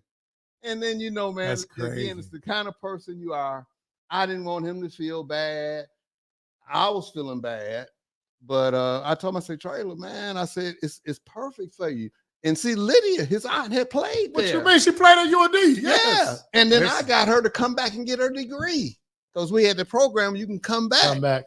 Yeah. So no, that's the story, Ralph. Yeah. Hey, I know, Coach. Listen, when you told me that, I couldn't believe it. Damon Pitt said Lydia auntie was also the truth. Oh no, she was Trailer really good. auntie. Hey, Mhm. hey, the history of this, Coach, it's amazing. And I'm gonna drop this on you really, really quick. Because we gotta touch on something. But all right, you done coached a lot of players. Okay, I know before I go to that, Coach, I know the wife waiting on you. You gotta tell her coaches, you send her a text. Oh, you good. But We good. But you just got to do the same thing T Will do. What? T Will send her and say, Mama Watson, Hey, sorry. sorry. We kept Coach out late. He posted on Facebook all the time too. Everything say Mama Watson. Hey, that's all. He thank her and then he Mama apologize. Watson, if you watch it, listen, sorry, I had to keep him out a little bit longer. But I want to hear this though, Coach. You told me about this story of when you were coaching and the Nike situation and the McDonald All-American game. Yep. And about DC, the big lefty 44, and how, see, this is what, when I heard this story from you, I was thinking, man, I heard a lot of good things about you. Yeah. But then to hear the players, but then to hear you tell the story about Derek Coleman and how all that manifested and how Nike and nationally he wasn't known. He wasn't known. And, Exactly. and we had McDonald All-American game coming here, and I'll never forget it. That game was down at Cobo. Yeah. And Rex Chapman. me, Joe Lewis. Joe Lewis. I'm sorry, Joe Joe Lewis. You're right, Joe Lewis. Me, Tone Tolbert, and I'm gonna tell you who was there with us was the little guard, not low. Beetle. No, not low. The Jose? other Oh, Jose. Jose. Jose was That- with us. that's I DC. never get there was this God guy. rest I his know. I soul, couldn't think too. of his name. God rest his soul. But Coach, tell the story about how you went to bat for him Derek. and the guy out of Flint. What was Terrence it? Roberson. No, not Terrence Roberson. Anthony Pendleton. Anthony Pendleton. Pendleton. Go ahead, Coach. Tell that story. So DC, we all knew who he was, Ain't no There you go. question. but unfortunately, a lot of other people didn't. Mm-hmm. And I was on the Nike staff. Mm-hmm. So every April, we would meet in Pittsburgh after the Dapper Dan All-American game. Mm-hmm. In a group of us coaches. It wasn't nothing sophisticated, but it was like coaches know players. Yeah. So I was out of Detroit. You had Forrest Harris and Landon Cox out of Chicago. You had Bob Wade out of Baltimore. You had Don Richardson out of Macon, Georgia. It was a group of us. We would meet and we would try to figure out, without any scientific research, Yeah. who the best 100 players In the country. in the country. That's all. So I would go through all my sources, calling people, and we would come back and put them on the table. So sometimes it worked in our favor, but sometimes it didn't, because some people thought, sometimes Landon Cox thought every player was from Chicago was the best. Yeah. And New York coaches, Shaky them felt every player was from New There we York. go. So anyway, DC hadn't been to none of those type of camps. So I called Harry and I mentioned the fact that DC should come to the Nike All-American camp. Yes, Coach. sir. I said, Coach, it's a great camp, man. And I knew DC wanted to bust JR, Reed, and all of them guys. I'm gonna tell the story about that, but go ahead, Coach. So anyway, Harry, Harry was Harry, and I respected all them guys. Harry say Perry. He said, hey man, DC don't need that camp. He said, but I tell you what, if they take Jose Lewis, then DC can go. And I said, Harry, it ain't that kind of camp. It ain't a camp that you can just pay your way in or go. You got to be invited. And I said, Jose, that's a reach, Coach. Yeah. I'm not even taking some of my players. Your guys, yeah. You know, because if they ain't better than somebody else, I don't want to have to fight that argument. So anyway, DC didn't go. I think me and DC talked. I don't think DC knew that he had got invited because I wasn't going to betray Harry in a player relationship. So now, fast forward, me and Grover get selected to be the coaches of the McDonald's game. And we didn't realize until they was already getting ready to come to town because I had made practice preparations at Southwestern. Yes, sir. That's what they was practicing at. Southwestern cheerleaders was going to be the cheerleaders for the game. And all of a sudden we get a call from Lansing say that we can't coach the game. Coach. Hold on, what? Yeah. Jack Roberts said we can't coach the game. We can't coach All-Star games. Jack Roberts. So Jack Roberts. we say, what? This is an honor. And he wouldn't back off. So Flint told Grover he couldn't coach. You know, I called downtown. They said, no. They said, either if you coach, this will be your last high school game or you go accept punishment. Okay. Coach, stop. No, Coach, this is too much. Yeah. Go ahead. No, so, but you told me the story, but go ahead. Yeah, so now we talking about the players. And yes, sir. I tell the guy, because obviously the names that was out there was Terry Mills, you know, Mr. Basketball, big white boy from up around Kalamazoo, John Paul Oster. Yeah, Ostertag. Yeah, Ostertag. So I tell the guy, I say, hey, man, Derek Coleman needs to be in this game. That's that dude. I said, Anthony. Big lefty. I said, Anthony Pendleton. Gotta be here. Yeah. USC.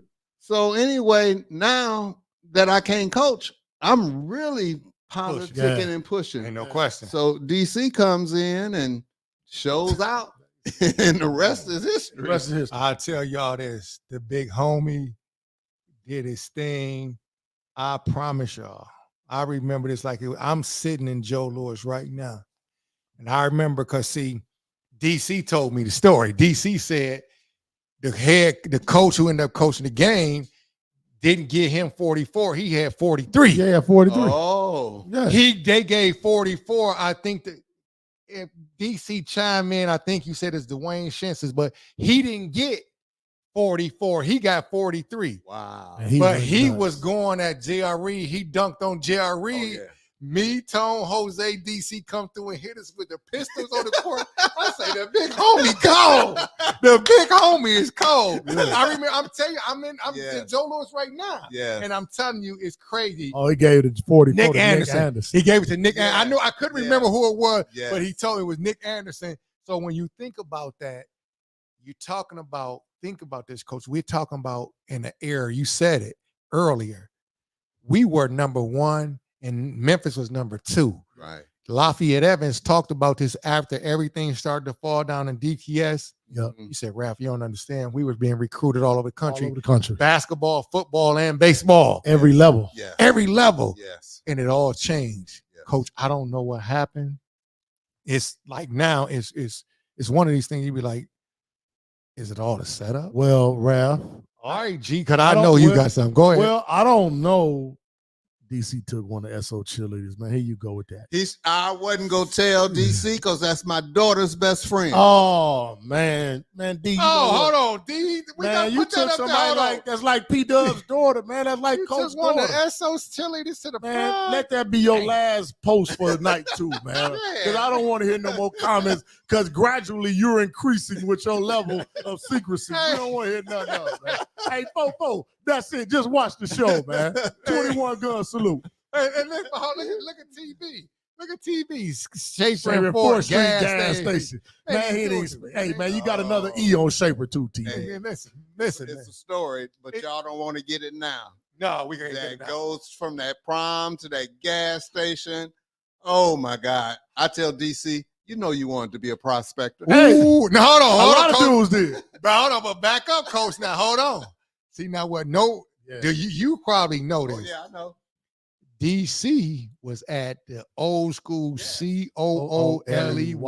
Yeah. See, the big homie should have been on. He could have maybe got him a state championship, early on. But he said they sent them over to Northern. Yeah. Right, But Coach, right. for real, man, it's just so great to hear the stories, and a lot of people need to hear these things because you have so much insight. Oh my God. I'm talking about so much history Yep. from our public school league. People don't understand, and the Southwestern boys do it all the time. Yep. The other week, y'all guys, they had something for you, and they always All that Shepherd celebrate Park. you. All Yeah. of yep. They always celebrate you, Coach, because you are one of these men that stood up and came in and knew who you were. And it's not like it used to be. See, our guys now, things have changed. But when you come through and you were doing your thing, and it just shows the homage what the guys are showing to us. Every year they got something for Coach Watson. Every year. Every single year, man. And Coach, I just want you to understand that it's so many people that appreciate you. Yeah. You probably can't even fathom No. just because of who you are, but we wanted to give you your flowers while you could still smell them. That is a Right. true statement. I And a appreciate lot of that. people want to know, but they'd be like, yo, Coach Watson. I'd be like, yo, y'all don't understand. And I always tell the story from the players. Yeah. Let me say this. I don't want to. Go ahead. Go ahead. But you get out of it what you put in it. Whoa. Yes, sir. Now, my players always say Mama Watson because they say, Coach, now that we grown and married, You understand the sacrifice she made. she made. Come on, Coach. Get Yeah. drop this Stop. game So, on now. so Better now stop. when you give like we gave, and a lot of coaches during that time gave, All that time. you may not get it right then, but maybe when their maturity hit up, Yes. they get it. Yeah. And I think what happens now again, I'm just summarizing Mm-hmm. because I don't think it's that hard, but I think what's hard is making the sacrifices and doing the work. I don't know if some of the coaches you mentioning, like somebody asked me one time, Coach, how would you be dealing with AAU if you was coaching? I said, I wouldn't. End of story. I said, my players didn't have time for that. They was Yeah. with you. They was with me. Uh-huh. We were in camps, whether we was in Macon, whatever, Michigan, whatever. Then we played at St. Then I ran the boys club league. We know. And Michigan and Livernois. That's right. Yeah. So it's like, when would they have time for that? My players played AAU, played for one man, the late Quentin Watkins, Rocky. Yeah, Rocky. Yes, sir. But they Orlando's dad. they played when they became seniors. Mm. They didn't play at, like I think you guys know, but the Super Friends had Yeah. Chris Webber, Yeah. Jalen Rose, Mike Ham, Quincy, And all of them. yeah, uh-huh. But once they got Southwestern, they didn't play no more Super Friends. It's over. Over. Super Friends here at Southwestern. That's That's in the right. story. But That's that right. type of If that you type ain't of at Southwestern, control- it's over for the Super Yeah. Friends. but 'cause that you type ain't- of control. Yeah, because is- you ain't gonna miss what we doing. Because I used to tell the parents, I used to send my summer schedule out and tell them where we playing. St. Cecilia, Boys Club, we going to Saginaw. I'll give them all of that. I say everything stops on August 1st. Mm-hmm. I say, so if possible, if you fortunate enough to do vacations, Yeah. do it after August 1st. Yeah, go after August 1st. Wow. But now if you can't, okay. But- we gonna be working. We're gonna be working. Mm-hmm. So that settled that because the players, they knew, man, I'm not going to miss a week or a month or whatever. So what I'm saying is that I think some of these coaches want it like maybe we had it, Yeah. but they ain't making that sacrifice to deserve that. I mean, when you talk about like picking brains, Mm-hmm. see, you and George got a great thing going here. But you Appreciate can't it. tell me that some of these guys shouldn't be spending some time talking to Robert Menifee. Oh man, But see, stop. Coach, this is where I was about to go. Stop. See, this is and this is. I'm telling you, Coach. I'm gonna say this because this is where I was going with this. See, it's only a few of these great guys that's still around. Yeah. And we know what happened with competition. Yes. With competition is a bad boy. And Coach, I want to, and because we got to talk about the Cooley Southwestern stuff. We got to. Oh yeah. Just a little bit of it. Quickly. Quickly, Yeah. because Ms. Watson, please, we got to keep him out a little bit longer. Just a I minute. got him. His Diet Pepsi. I had it last week. We had to cancel the show because of the storm. But Coach, that Cooley Southwestern thing was one of the biggest rivalries that we had ever seen through the state of Michigan. Because of the ramifications. For the ramifications of it, Coach. I'm telling you, I remember just being in the gym and Coach talking about you, and I'm talking about Coach Kelso, obviously, talking about Coach, and he just, the admiration he had for you and the wife, the respect. There you go, the respect. Mm-hmm. And then everybody thought, and I'm gonna go on two different things, and I'm gonna come back. One thing that I understood as time went on, the Cooley Southwestern rivalry was bigger to fans more than players, because I can see A Hunt somewhere. Give all Listen, love. RIP to Country, James Hunter. Wow. Steve, people forget this. Derek Vinyard, who was on here today. He talked tonight. Yeah, Doyle Callahan. People forget that we competed, but off the court, it was cool. we wasn't getting into no violence. Lauren Clyburn. It's not what we doing. Lauren Clyburn. We wasn't doing those things. But going back to that Cooley Southwestern rivalry, and I'm gonna say this, Coach, and I know me and T. Willer talked about this a couple years back. I was like, Coach, I said, T. Will, man, these guys are legends. They have too much knowledge, too much information, too much wisdom Yep. to allow it to go and them guys to go to their separate corners and just at some point we all gonna die. But for the public school league, my personal preference. I don't know how it can happen that Cooley, Southwestern, Perry, Ben, Harry, who's still around, Menifee. Y'all gotta have something, man. I'm telling you, There needs for to me, be some type of I don't know how to do it, but for me, Coach, I talked to T. Will about this maybe 2 years ago. He was like, Rolf, got to be organic. You know how you go. Yeah. But Coach, because that rivalry was so special, but it created so many friendships. But go ahead, Coach. So, no, what you're saying is so great, and I better say this before I forget it. Basketball is a metaphor for life. Yep. Yes, sir. What's going on in the country right now? Better stop it. They trying to forget our history. Better stop it. They Come on, Coach. They trying to not teach our kids. That's all I'm saying, Coach.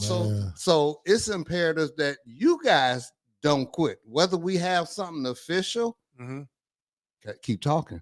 Got to keep talking. Because they not just doing it with school books and that kind of stuff, man. They trying to wipe us away. In every facet of life. Yeah, make us think we not worthy. Yes, sir. Damn. Yes, Know, so what you're saying is true. But I'm gonna mess with you in Georgia a minute. Okay, go ahead, Coach. I like because this. People this show, you take it over, baby. No, you here? No, Coach. Come We on. brought you in season 5 for a reason. Because see, you say the biggest rivalry for Cooley and you guys era with Southwestern. No doubt. But that wasn't my first. No. You ain't hear what he said, G. Man, he said my that wasn't his first. You gotta tell me. Okay. Man, Central. see, you got to remember, I started coaching in '79. Ben didn't get to Cooley to 85. 85. Yep. 80. The summer of '84. Let me tell you, man. If you ask me who was my hardest rock to get over, Okay, I like this. Give it to me, Coach. shit, Baby Duncan and Murray Wright. Murray Wright. Murray Stalling, Wright. Okay. holding the ball All right. on you. Okay. Hey, what was the Man. final score of that game? The lowest scoring game ever in history of high school basketball in the city of Detroit. We beat them 15-14. See, Coach, you ain't beating nobody. See, you ain't beating nobody 15-14. What you mean? He had the guards and Duncan held the ball. And Dunk, Coach, you hey, telling and me? Dunk's team, let me tell you, first of all, they beat us. They the only team that beat us 4 straight times. We was 0-4 against Murray Wright. Okay. And then all of a sudden, Rockamore became a senior. Keith Taylor became a senior. Okay. The judge become a sophomore. And we go to Murray Wright. And they never beat us again. We beat them by 30 points at Murray. Dunk said he ain't never been beat by 30 at Murray. Yeah. I mean, because if y'all played there back in the day, What you mean? All right. whew, this basket It's tight. had the Jeffries projects right Oh, there. yeah, ain't no question. That's the Jeffries. Nanny goats. What you talking about? No. Pistols. Yeah, Pistols. we beat them by 30, man. And then our windows was broken out and everything by the time we go get on the bus. And we have a fight during the JV game. So again, I'm in my 3rd year coaching. Yeah. Dunk is a veteran. He the man. So now I didn't know that coaches hung out. Mm-hmm. You know, because like I said, I came in, I had my assistant coach, Chuck. And then, you know, I respected everybody. Yeah. So all of a sudden, we beat them by 30, and the older coaches hung out at Raven Lounge. At the Raven Lounge by Northeastern High School. Oh, that's right, on Shane. So I got a young coach there that's an assistant that identified with me Yeah. because of youth. He said, Coach, I'm over here. they go stall the ball on you. I said, who? He said, Central. He said, they're in here talking about it right now. So Central had beat us 3 straight times. Okay. Winfield Henry. We Winfield. Okay. So we lose 4 straight times to Murray, 3 straight to Central. Okay. So I'm trying to build this program, but I got to get over them 2 big humps. Yeah. So now Central comes in, and, you know, I didn't really talk to my team that much about a stall, but I told them, hey, we go press up. You know, we go deny, we go do this. So I look up, man, Central passing the ball 4 or 5 times. Then somebody jack it up. You know, you could see that they wanted to, but them players wasn't buying into it. They wasn't buying into the system. So we ended up beating them like 30-something, and we might have been Coach. averaging 60. That's on a Tuesday. Friday come. Fucking Friday come. Here come Murray Wright. Dang. And y'all building now, wasn't They it? in our building. Yeah. So Dunk tells Joe Hoskins after the game, Joe say, Dunk, what was you thinking? Dunk said, let me tell you something, Joe. I ain't never been beat by 30 in my gym. I ain't gonna come over here And get beat by 60. Right. He said, I like Perry. Wow. I like Perry. He said, but shit, I know my team is disciplined. If I tell them don't shoot the damn They ball, ain't shoot that they ball. ain't shooting it. He said, I don't know if Perry got that kind of discipline. So we go try him. Okay. So yeah. 16 to 15, coach. No, 15 to 14. 15, 14. Hey, George. And we never sat down. It wasn't like you sitting there, man, I'm coaching every pass, Dunk coaching every pass. Mm-hmm. And the team he had, they played for the state championship. Wow. They was that good. They was good as ever. Yes. He like, man, we can't do nothing with these boys. Yeah. He said, hey, man, I got to figure out a way to win. I can't win playing like that. So I respect him, but I'm saying them was, you know, again, no disrespect. Yeah. No, what you talking about? I know what you're saying. But see what you're talking about, you got to remember, we're kids coming up. Yes. We're living in that moment in time. Yeah. Yes. So when we talk about that, Cody, because you got to think, Coach, I'm going to tell you, I still have a little nightmare from down in City Cobo. championship. Y'all City beat us championship by 40. in 1987. It was 39 to be exact. Yeah. And they blew us out. We didn't get the ball over half court for the It was first 2 quarters. It was 14 For the nothing. first 4 and a half And minutes. it's a large floor, though. We didn't get the ball over the half court line for the first 4 and a half They got minutes. 7 dudes. We didn't score for the first. We scored got 2 a free throws. Got a tech. Hunt got a tech hanging on the rim. hanging on the rim, clowning us. Yeah. We got a tech and got beat. So, Coach, at that point, we were young kids coming up, and we don't know So you are in this era of real men. Yeah. Okay. Coaches that same mold. Right. Hey, we didn't come to practice for the next week. Yeah. We all agreed that 3-4 we not days. coming to practice except for one guy. We ain't gonna say what it is, but Yeah. don't worry about it. Now we're gonna say No, we not. Be cool. Why I'ma would you say do that? No, why would you do that? We ain't got to. Go ahead.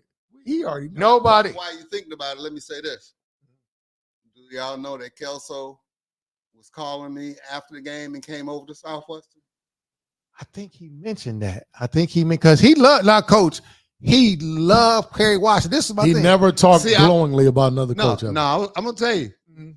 And see again, y'all probably don't know this, Okay. but I don't know how the schedule was done when y'all was coaching.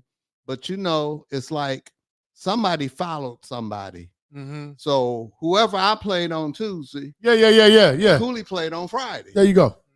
So me and Kelsey used to talk all the time. Hey, Yes, man, sir. what you do against them? Yeah. Yeah, no, and, he, and I didn't never feel that I was betraying another coach because if anybody asked me, You would tell them. you give me information. because we the PSL. Yeah. So we had that kind of relationship. Yes, sir. I know. And it really was crazy how it went. But then I respect people. I know because we used to play basketball a lot Yep. in Wayne State. Yep. And I knew how competitive Ben Coach was. Yeah. And I knew how competitive Johnny Golston. Yeah. You know, because we had Persian's number. Mm-hmm. And, you know, and I don't know if y'all was at the game, but we played them down at Cobo. Yep. And we had real bad incident. No, that was Callahan Hall coach in the Yeah, quarterfinals. Callahan. 88, Exactly. 87, the quarter. With Smitty Yes. Marcel Driver. and Martin. Oh, they had a heck of a team. Yeah. What? But the boy that transferred from Kalamazoo, Battle Creek, can't think of his name now. Anyway, he necktied Sure did. Ronald Waller. Ron was going in to dunk it. Yep. So, but the kid wasn't a bad kid. Yeah. Nope. Next day, he found my number somehow. I mean, we had our number See, listed. yeah. See how this And go? he called me. He said, "What he say, He said, coach?" I'm sorry. He said, but they was whooping my butt with that wood Mm-hmm. and told me, don't let Anderson Hunt dunk one. And he said, I wasn't going to do that to Anderson. Mm-hmm. But Doc Waller. Yeah, so you do it to Doc. Doc used to get off that floor. So again, I called, you know, my thing, I'm going to call. So I called and told Johnny what he told me. Mm. You know, so Johnny tells me, and he didn't tell him that, and blah, blah, blah. I said, Johnny, the kid wouldn't have went through that, man. Yeah, he went to. He And came. I said, I'm just surprised, man. Yeah. I said, I'm surprised, you know, because I would never do that to a player. Yeah. But so what I'm saying is we all had great relationships. I mean, I called, Yeah. and I don't know if DC know this, but when Steve was a 10th grader, Yeah. I had to judge. They Mhm. came over and played Southwestern, and we beat them by a big score. And next day or two, I get a call. Mhm. Jose Otis and Steve Smith want to transfer to Southwestern. Mm. So I immediately called Johnny. I say, Johnny, we got a problem, man. I say, Steve is over here with Jose, and they talking about transferring, which I did with anybody. Because Yeah. if you notice my program, I didn't have transfers. Yeah. Yeah. You know, unless, you know, so anyway, so Johnny tells me, and, you know, rest his soul, Johnny say, hey, man, you know, have Sam Silman them, you know, fuck him up, man, going to the basket and whatever, you know. And I said, no, man, I'm just telling you. I say, we not encouraging this, but he is here playing in my open gym. So I'm saying a lot of You us had have relationship. but when you're competitive, Yeah. It goes out you the don't window. want to lose all the time. Yeah. And Yeah. sometimes you slip up. Yes, You know, sir. Just like I tell players sometimes y'all make mistakes. Yes, sir. And sometimes the referees make mistakes. Ain't no Yeah. You question. got to play on. Yeah. So I thought in them situations, some mistakes was made. But you know, I think for Johnny. So they was talking about. They were saying that person you're talking about was Ed Patterson. Ed Patterson. Ed Patterson. Yeah, that's what you were Yes. talking about. Yes. Jay Hop from McKenzie.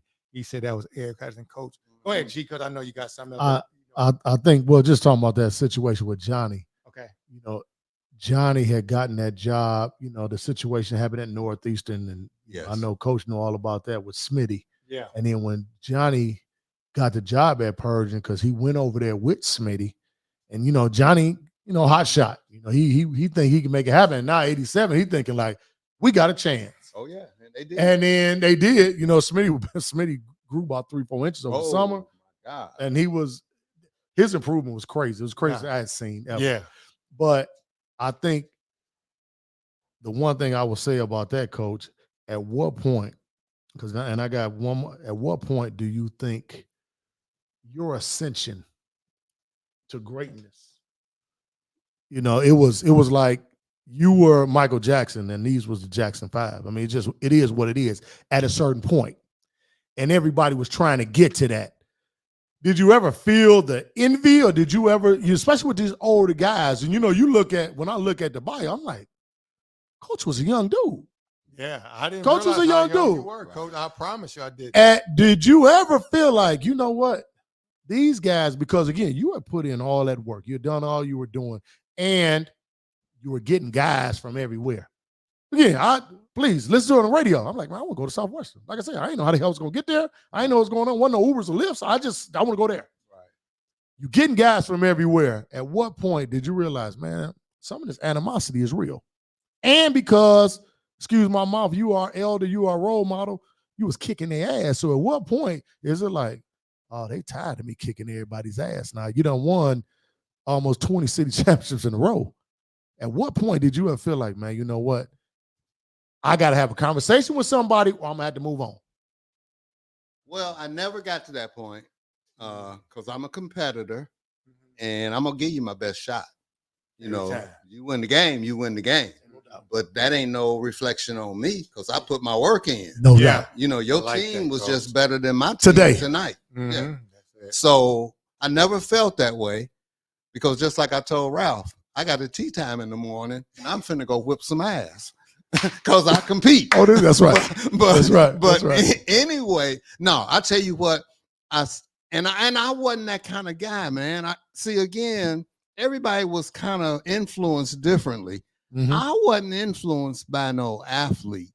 I mean, I admired athletes. Man, okay. I was influenced by Huey Newton, Malcolm X. Man, y'all better listen to real him. man, So, real man right here. To him. So my commitment was more about us, community, uplifting, making a difference. Okay. So now when I went into teaching, I didn't go into coaching.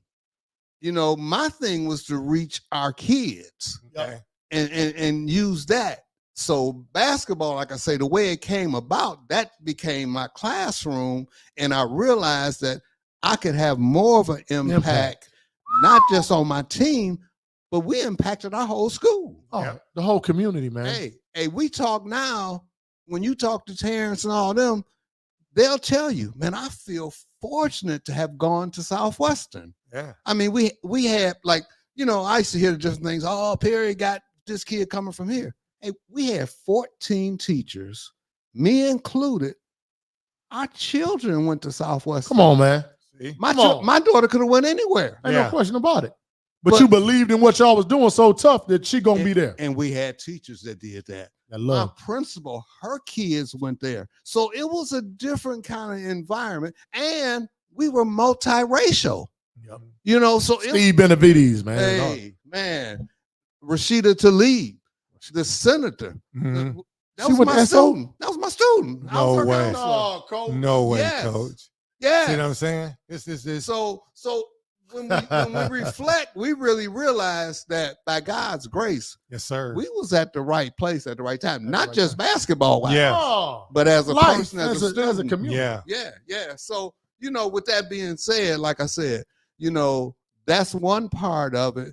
So I always thought my mission was more than just basketball. There you go. So I didn't feel pressure, George. I mean, as a competitor, I knew they was coming after me now because the old school coaches, I mean, Harry and Dunk and Smitty, man, and with Sam Washington running St. Cecilia. Yeah. Sam would start shit going.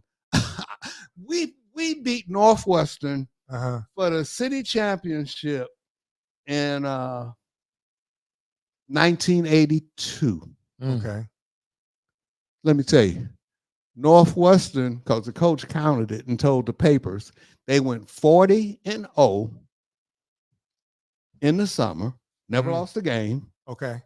Then when the season came, they probably had went 20-0, beat us twice, Uh-huh. and we got them for the PSL championship.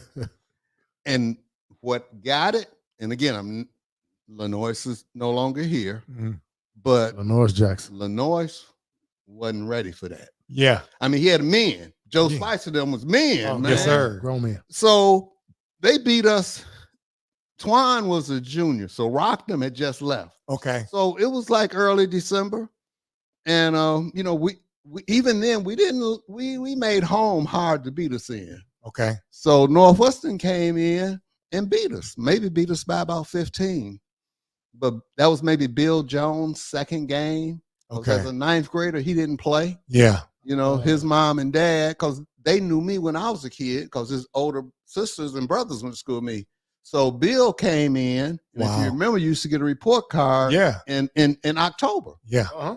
So Mr. and Ms. Jones say, Coach, He ain't playing. he ain't playing. Yeah, his grades ain't together. He got a D in Spanish and got a D in algebra. That's it. I said, but Miss Jones, I said, he ain't never had a foreign language before. Yeah, it's new. I said, algebra, that's new. I Mhm. said, we go work with him. Coach can't play. Damn. I said, he can't play. I said, well, let me ask you this. Can he still be with me? I say, because I think just being with me Can will help him. help him. Yes, sir. So they say, yeah, he can be with you and he can go to the study table. He can do this, he can do that, but he can't play. Mhm. So Bill came back his 10th grade year Ready. thinking he go play JV. Uh-huh. Oh, no, bro. You playing playing varsity. Mm-hmm. Get So- out of here, Coach. I got Twan, and all of a sudden I think I got Beto, Eddie Benavides, whatever. I put Bill out there. You thought Bill was thin. He was really thin then. Mm-hmm. Man, every time the shot go up, Bill on the floor. Northwestern threw him down and whatever. So they beat us by 15. Mm-hmm. But people get better. Yes, sir. And like I said, you expect more. Mm-hmm. We now play them on that second go round. No, that first game was at Northwestern. So we play them on the second go round at Southwestern. And you know, back then everything when you had a good guard, they do the four corner. Mm-hmm. So shit, we down 8. Joe Spicer goes four corner. Pull the game. Hey, can't get the ball. Can't get it. So we lose by 8.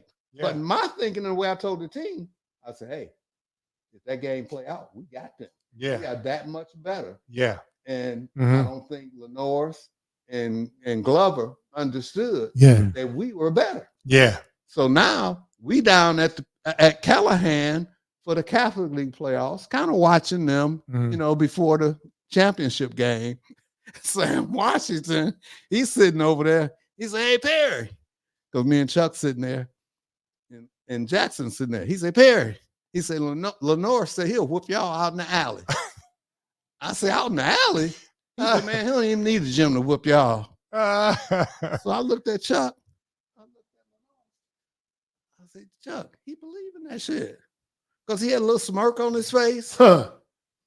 and didn't dispute it. Oh, didn't say, man. I ain't said that, man. Come on. Right. He said nothing. Yeah. We get them that Friday at Callahan for the PSL championship game. You got something coming, dog. Oh my goodness. You got something coming. Because they was you talking about our press. Yeah. Them was men pressing you. Okay. Oh my goodness, man. They put a forearm in you. You couldn't move. Bill Jones couldn't move. So I put Antoine in the middle of the press. Uh-huh. And I had a kid, Alan Nichols, we called him Snake. I said, Snake, if they come to Twan and double team, Twan kicking that ball to you, man. Mhm. I say, don't mess around and dribble or nothing. Let it go. that shit. Let it go. Shoot this damn ball. Let it go. Let it fly. He had the game of his life. Yeah, What? Let it fly. 20-something points, man. We beat them by 20. And Northwestern, you never heard of them again. Wow. Get out of here. You never, they never got over that.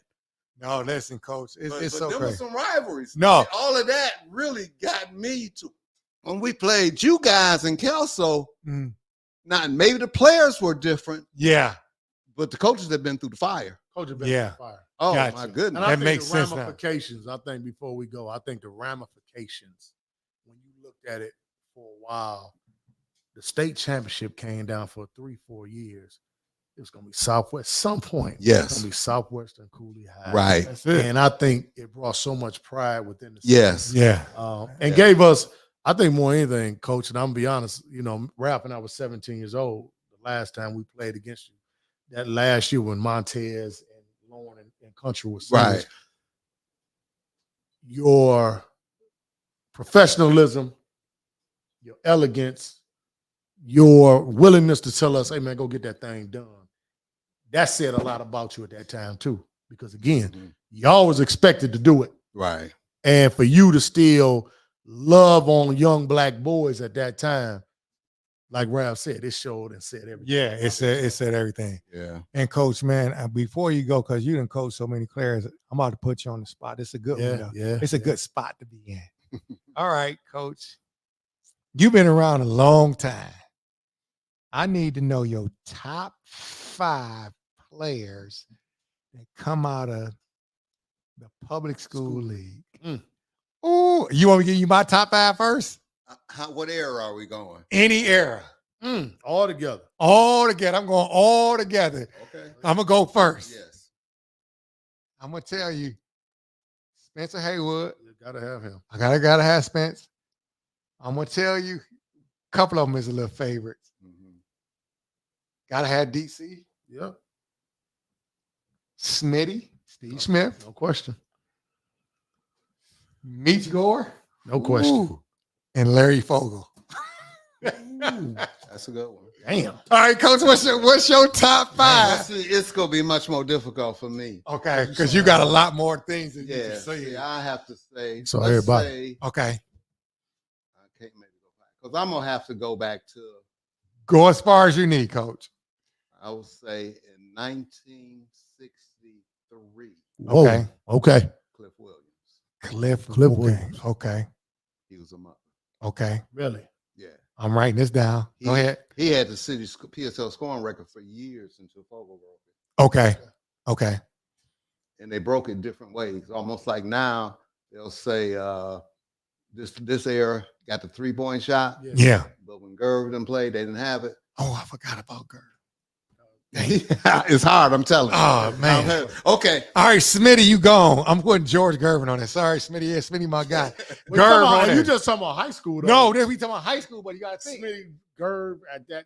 But you got to think his name, Irvin Gervin, came from him, so it got to I'm go to with you. Gerv. I'm with Sorry, Smitty, I got to take you off. But go ahead. So we're talking about what they did in high school. Yeah. Okay, not what they did in college, what they did No. in pros. Okay. High school. Okay, Cliff Williams. Okay.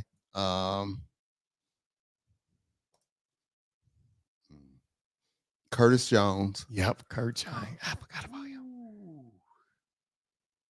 See, I might not even get out the 60s. Spencer Haywood. Okay. See, we got one in the same right there, Spence. Okay. Ralph Simpson. Ralph Simpson, his teammate. That's sick. Forgot about him. That's sick. Yeah. That's sick. Damn. And you know we lost to them by 3. That's Let me sick. tell you how well, this is a whole nother story. No, well, come on, coach. But you know how they used to do the PSL back then. Only one team would get out. We had to play each other, and one team would get out. So again, that was why the state didn't have the That's right. glamour. So my junior year, Mm-hmm. we lose 2 games. Okay. But if you ask people who was the best teams in '67, they go say Pershing. They won the state championship. Yep. Northwestern. Yep. No question. They won the state championship. We lose to Northwestern by 1. Last second shot Mm-hmm. at Southwestern. Okay. Back then, only got to the PSL championship if you won the West Mm-hmm. Or you won won the East. Really? So we don't get to go. So we There play. ain't no playoffs like that. No, it wasn't no playoffs. So we now play the second place team on the east side, Kill which them. happened to be Mumford. Okay. And they was pretty damn good too. Mm-hmm. So now Northwestern plays Pershing. Mm-hmm. Because Mumford might only lost 1 or 2 games, but Pershing beat them. Okay. So Pershing and Northwestern play for the city championship. Northwestern beats them. Yeah. Kurt makes a jump and beats them. Mm-hmm. So that gives them maybe their first loss. So now we in a district maybe at Redford, I don't know, North Pershing is maybe at Osborne or somewhere. So now we play Pershing. Okay. With one loss. We play Pershing, whipping that butt. Mhm. I mean, we was quick as cats. Mhm. And they beat us by 3. Mm. We lose 2 games, man, by 4 points. Okay. The whole year. Wow. Wow. Yes. So yeah, Pershing was tough. And Yeah. mhm. So I never saw Kurt Jones, but I remember a time, I want to say it may have been Northern game. It was a city championship game. And the guy Kurt Jones, because we know what happened with Kurt Jones, drugs, so on and so forth, the history of him. But what happened was he ended up on the floor down at Cobo. Cobo. No, it was at Joe Lewis. Yeah. It's at Northern, Joe Lewis. when Northern played y'all. And Yeah. so what happened was they was about to arrest, and they said, no, that's Kurt Jones. And I just remember the stories about Curtis Jones. Let me tell you, we started playing against each other at 10. Wow. And we used to battle. Okay. And sometimes when you're battling people and you're a competitor, you don't put nobody on no pedestal. Yeah, absolutely. It'd be like, let me have him. I got him. And then I would mess with Kurt. Come on, man, guard me. Yeah. Because Kurt would never guard me. Okay. But he was a magician. That's what they said. Hey, my senior year, Kurt come down the floor. I still ain't never seen this. I mean, I know it's done. He come down the floor, dribbling behind his back, just looking at me, daring me. Go reach more, coach. Straight behind his back. Yeah. No, Kurt was awesome. But unfortunately, the demons got him. Yep. But like he always found a way of getting in touch with me. Yeah. So when I was a senior in college, I did my student teaching at Northwestern. Mhm. Wow. So I'm in the mouth of the fire. I'm over at Northwestern. Ain't no question about it. And the coaches like, why are you here? Why is he doing Why it? ain't you at Southwestern? I said, hey, again, I ain't no punk. Yeah. I said, that's where I wanted to be. Yeah. I said, but hey, man, I just got married Mm-hmm. and I need to finish. Mm-hmm. And that was the first advent of computers. I said, the computers told me Northwestern. Mm-hmm. So I ain't gonna name the coaches, but someone said, well, shit, you go do it next semester. I said, no, man, I'm married. I need a job. Yeah. And I said, I'm gonna do it right here. Mm-hmm. So anyway, I guess they got together and said, we're gonna fix this little butt. So student teacher ain't never had lunch duty. They give me lunch duty. Oh, I'm 21 years old. with all these dudes. 20, that's right. And not so much the dudes. Oh, yeah, The girl. Yeah, you ain't got to. My goodness. They coming after you. Oh, one of them told me, they said, how old are you? About 20, 21? Uh-huh. So anyway, I got lunch duty, man. I got gym classes, and then they give me swimming. Now I could swim, but I didn't have my life-saving card. Yeah. So I tell the guy, I say, I don't know if I should be doing swimming. Yeah. He's they know what to do. They know, sit their butt there. When you say get in the pool, whatever. So anyway, man, I'm sitting there. And so he had them trained. Mm-hmm. So he said, when they come in, girls come in from that door. Because probably, when y'all was in school, gym was co-ed. Yep. Yeah, Jim Jim was co-ed. the same thing. It wasn't when we went to school. Right, yeah, they said that. Yeah. So the first example or test pilot of co-ed was at Northwestern when I was doing my student teaching. Oh, Okay. man, come on. So now I got swimming. Oh, The man. girls come through that door on the left, boys come through that door on the right. They go come and they go check their number. So man, I'm not looking up. I'm trying to see the numbers. So all of a sudden I know Look up. water keep dripping on my paper. And I look up, man. I don't see nothing but breasts. Oh, coach. Hey, Man, they done set they Peter done up. set me up. But again, you can't be a punk. Yeah. So I went straight to him. I said, look at me, I ain't taking swimming. Oh, man, I ain't doing that. I said, no, I ain't doing that, man. Yeah. So they said, oh, okay, laugh, whatever. Yeah. But anyway, I'm teaching health. So I had now seen Kurt. So this is 4 years after we graduated. So I had seen Kurt maybe the first year we graduated because Kurt had gone out to Southern Idaho. Yep. And somewhere in Idaho. Somebody slipped something in his drink. This is her story I heard. Yeah, well, what happened was Kurt, when we were like 10, 11, 12, 13, Kurt always went to special schools. Okay. He never went to regular school. Okay. So now because of basketball, he got to Northwestern. He had the mainstream. They kept him on the third floor. He Mm. never really mainstreamed. Okay. So Kurt really didn't know how to read. That's what they said. That's what they said. Now Yes, you sir. Send him to Southern Idaho. Oh, all these folk out here But not a don't look like support him. system or nothing. Yeah, and this is the age of LSD and all of talking that. about? Yep. So anyway, that's what started his downfall. So now you fast forward 2 more years, I'm student teaching at Northwestern. Mhm. So I'm teaching my health class, and again, I'm only 21, so I hear a lot of ruckus and stuff. Yeah. So the kids all, laughing and pointing and whatever. So it was Kurt. Kurt had come Wow. into school. Mhm. So I kind of say, hey, that's That's man, that dude. This man that's right. That's him. that dude. So I kind of chastised them, and then Kurt say, Perry, he said, what you doing over here? Mhm. He said, we play y'all. So his mind went back to us playing each other. Yeah. So now fast forward another example. Wow. So I'm in Michigan. And my phone number listed because official number wasn't going to be listed. So I get a call from Northfield State Hospital. Right.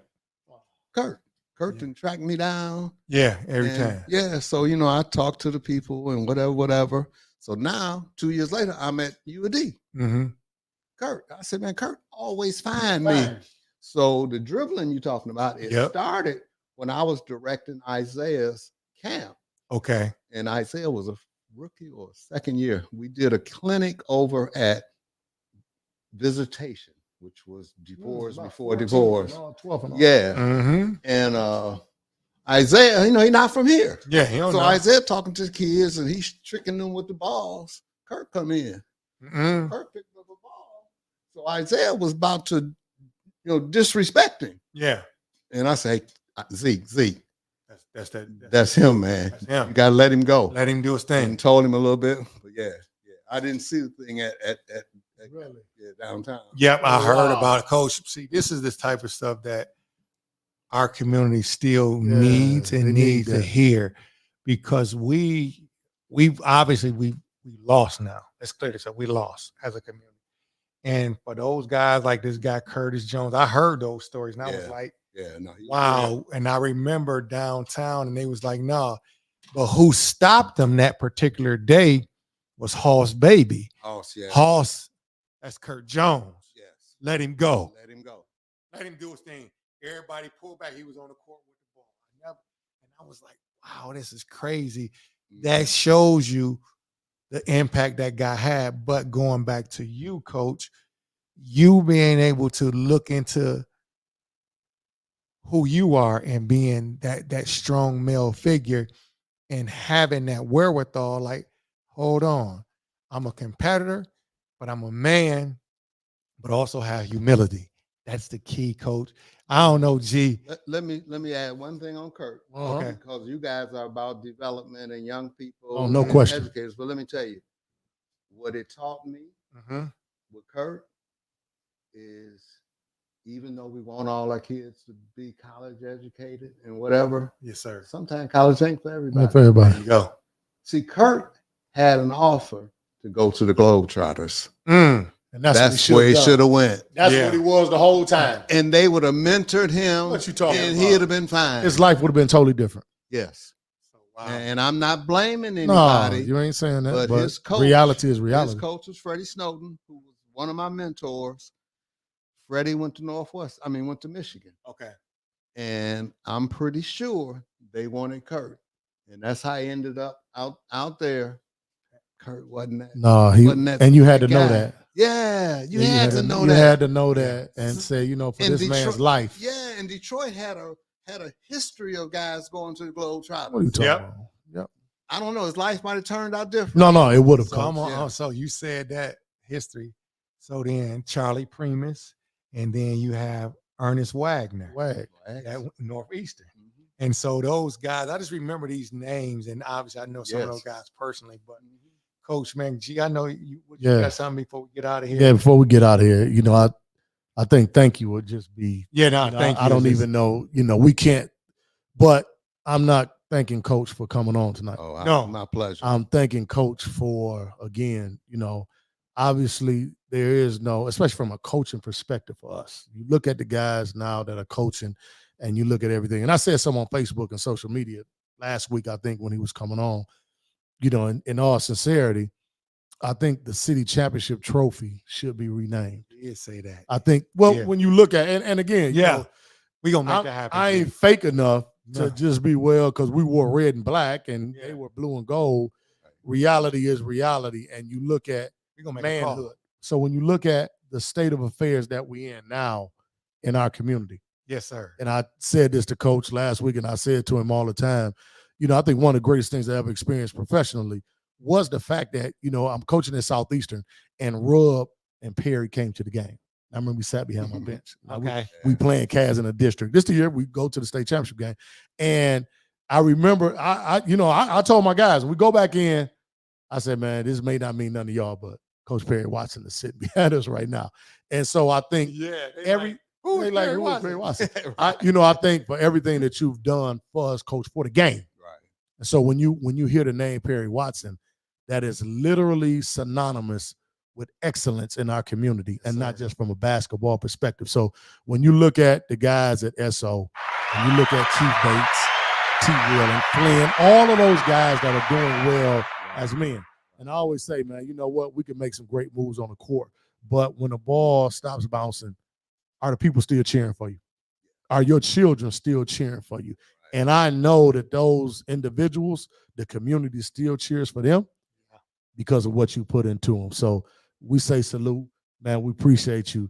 Lord knows, man, this city wouldn't be what it is today, especially athletically, and the lives that you touch, we wouldn't be the men we are if it wasn't for guys like you. So salute, we appreciate you. Appreciate it. Coach, you got the last word. You take us out of here, season 5, State Champion Podcast. All you guys said is I appreciate it, but what I am is a product of the guys that came before me. Wow. I tell you, they made such an impression on me Mm-hmm. because I was green. I played the game, Mm-hmm. never coached it, coached the guys in the neighborhood.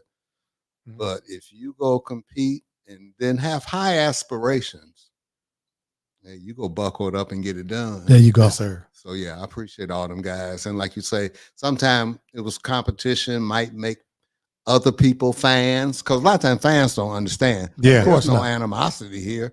Y'all the guys that's all emotionally Yeah. Like I tell my guys, Exactly. the guys emotionally drunk. Yeah. I said, but no, we I like competed. that one. Yeah, we competed, and they made an impact on me, man. Well, y'all took this thing, Coach, to the highest of heights. Yes. When you look at us from a national perspective, you talked about obviously the big lefty earlier. You look at from the mid 80s to the mid to late 90s.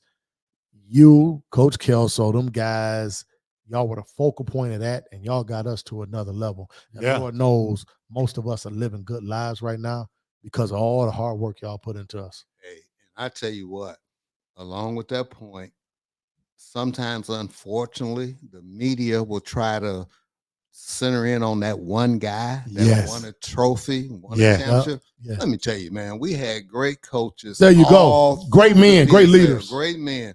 And the other thing is, you think about the players we had. I No, mean, it's we had so crazy. many players that went D1 and went Man, pro and never made a PSL playoff. Yeah. That's how much talent was in Yeah. here. Yeah. Every team had one or two. Oh. Every team had one or two Division I guys. Every.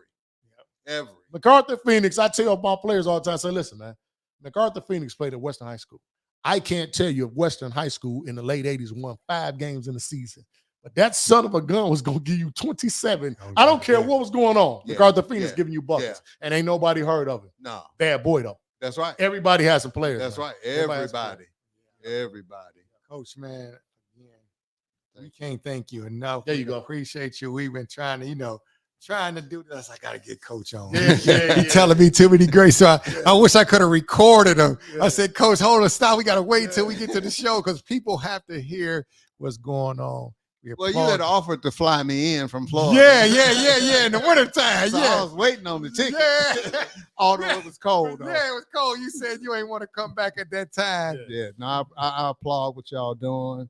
Anything I can do for you to help further this mission that we on, Yeah. hey man, I'm a phone call away. Coach, I know it, and we're gonna put something together, man. I just think those guys that have that knowledge need to get into a space and a place and put it back together. And who is responsible for this? The Detroit Public School Community District needs to do a lot better job. And I'm with George. I'm gonna make the call. See, I'm gonna make the call tomorrow. Hey, we need to rename. Man, come on, man. The city championship trophy. Do it this year. And so we do it. Listen, give Coach his flowers while he could still smell them. That's the key to everything. Because everybody always got something to say. All coaches this, but your clan, your crew, they do it every year. And I'm always appreciative. I'm like, dang, they out, man, and I don't never catch it when it's going down. I just see the picture. And then T Will gonna call you 3 days later. Like, yo, why you ain't calling me? But Coach, we appreciate you, man. Hey, it was a great show. State Champion Podcast, Season 5. We coming back next week. We're gonna have integration, segregation. Integration, segregation. Oh, but then I think us. But then I think we got September 10th, and we ain't talking about, we got the NFL season just kicking off this weekend. But September 10th, because we do people, politics, community, and culture, it's a big old head-to-head competition on September 10th. Yeah. Donald Trump. Yeah. I think we should do a show on the 11th, 9/11, and talk about the response to what happened with those guys, because we talk about people, politics, community, and culture on State Championship Podcast. Of course, we talk about sports. We got the legend, the one and only Southwestern's finest. What would T Will say? 6921 West 6912 West 4th Street. He gonna say that. Thank you, Coach. No, before you go, okay. 6921. That's what I said. He said 12. I said 21. T Will get mad if that's what I said. 6921. He said 6912. Don't know his number. You know what I'm saying? But Coach, we appreciate you. Yes. We'll see you. We'll be in touch. We out of here. Peace. The champ is here. The champ is here. The champ is here.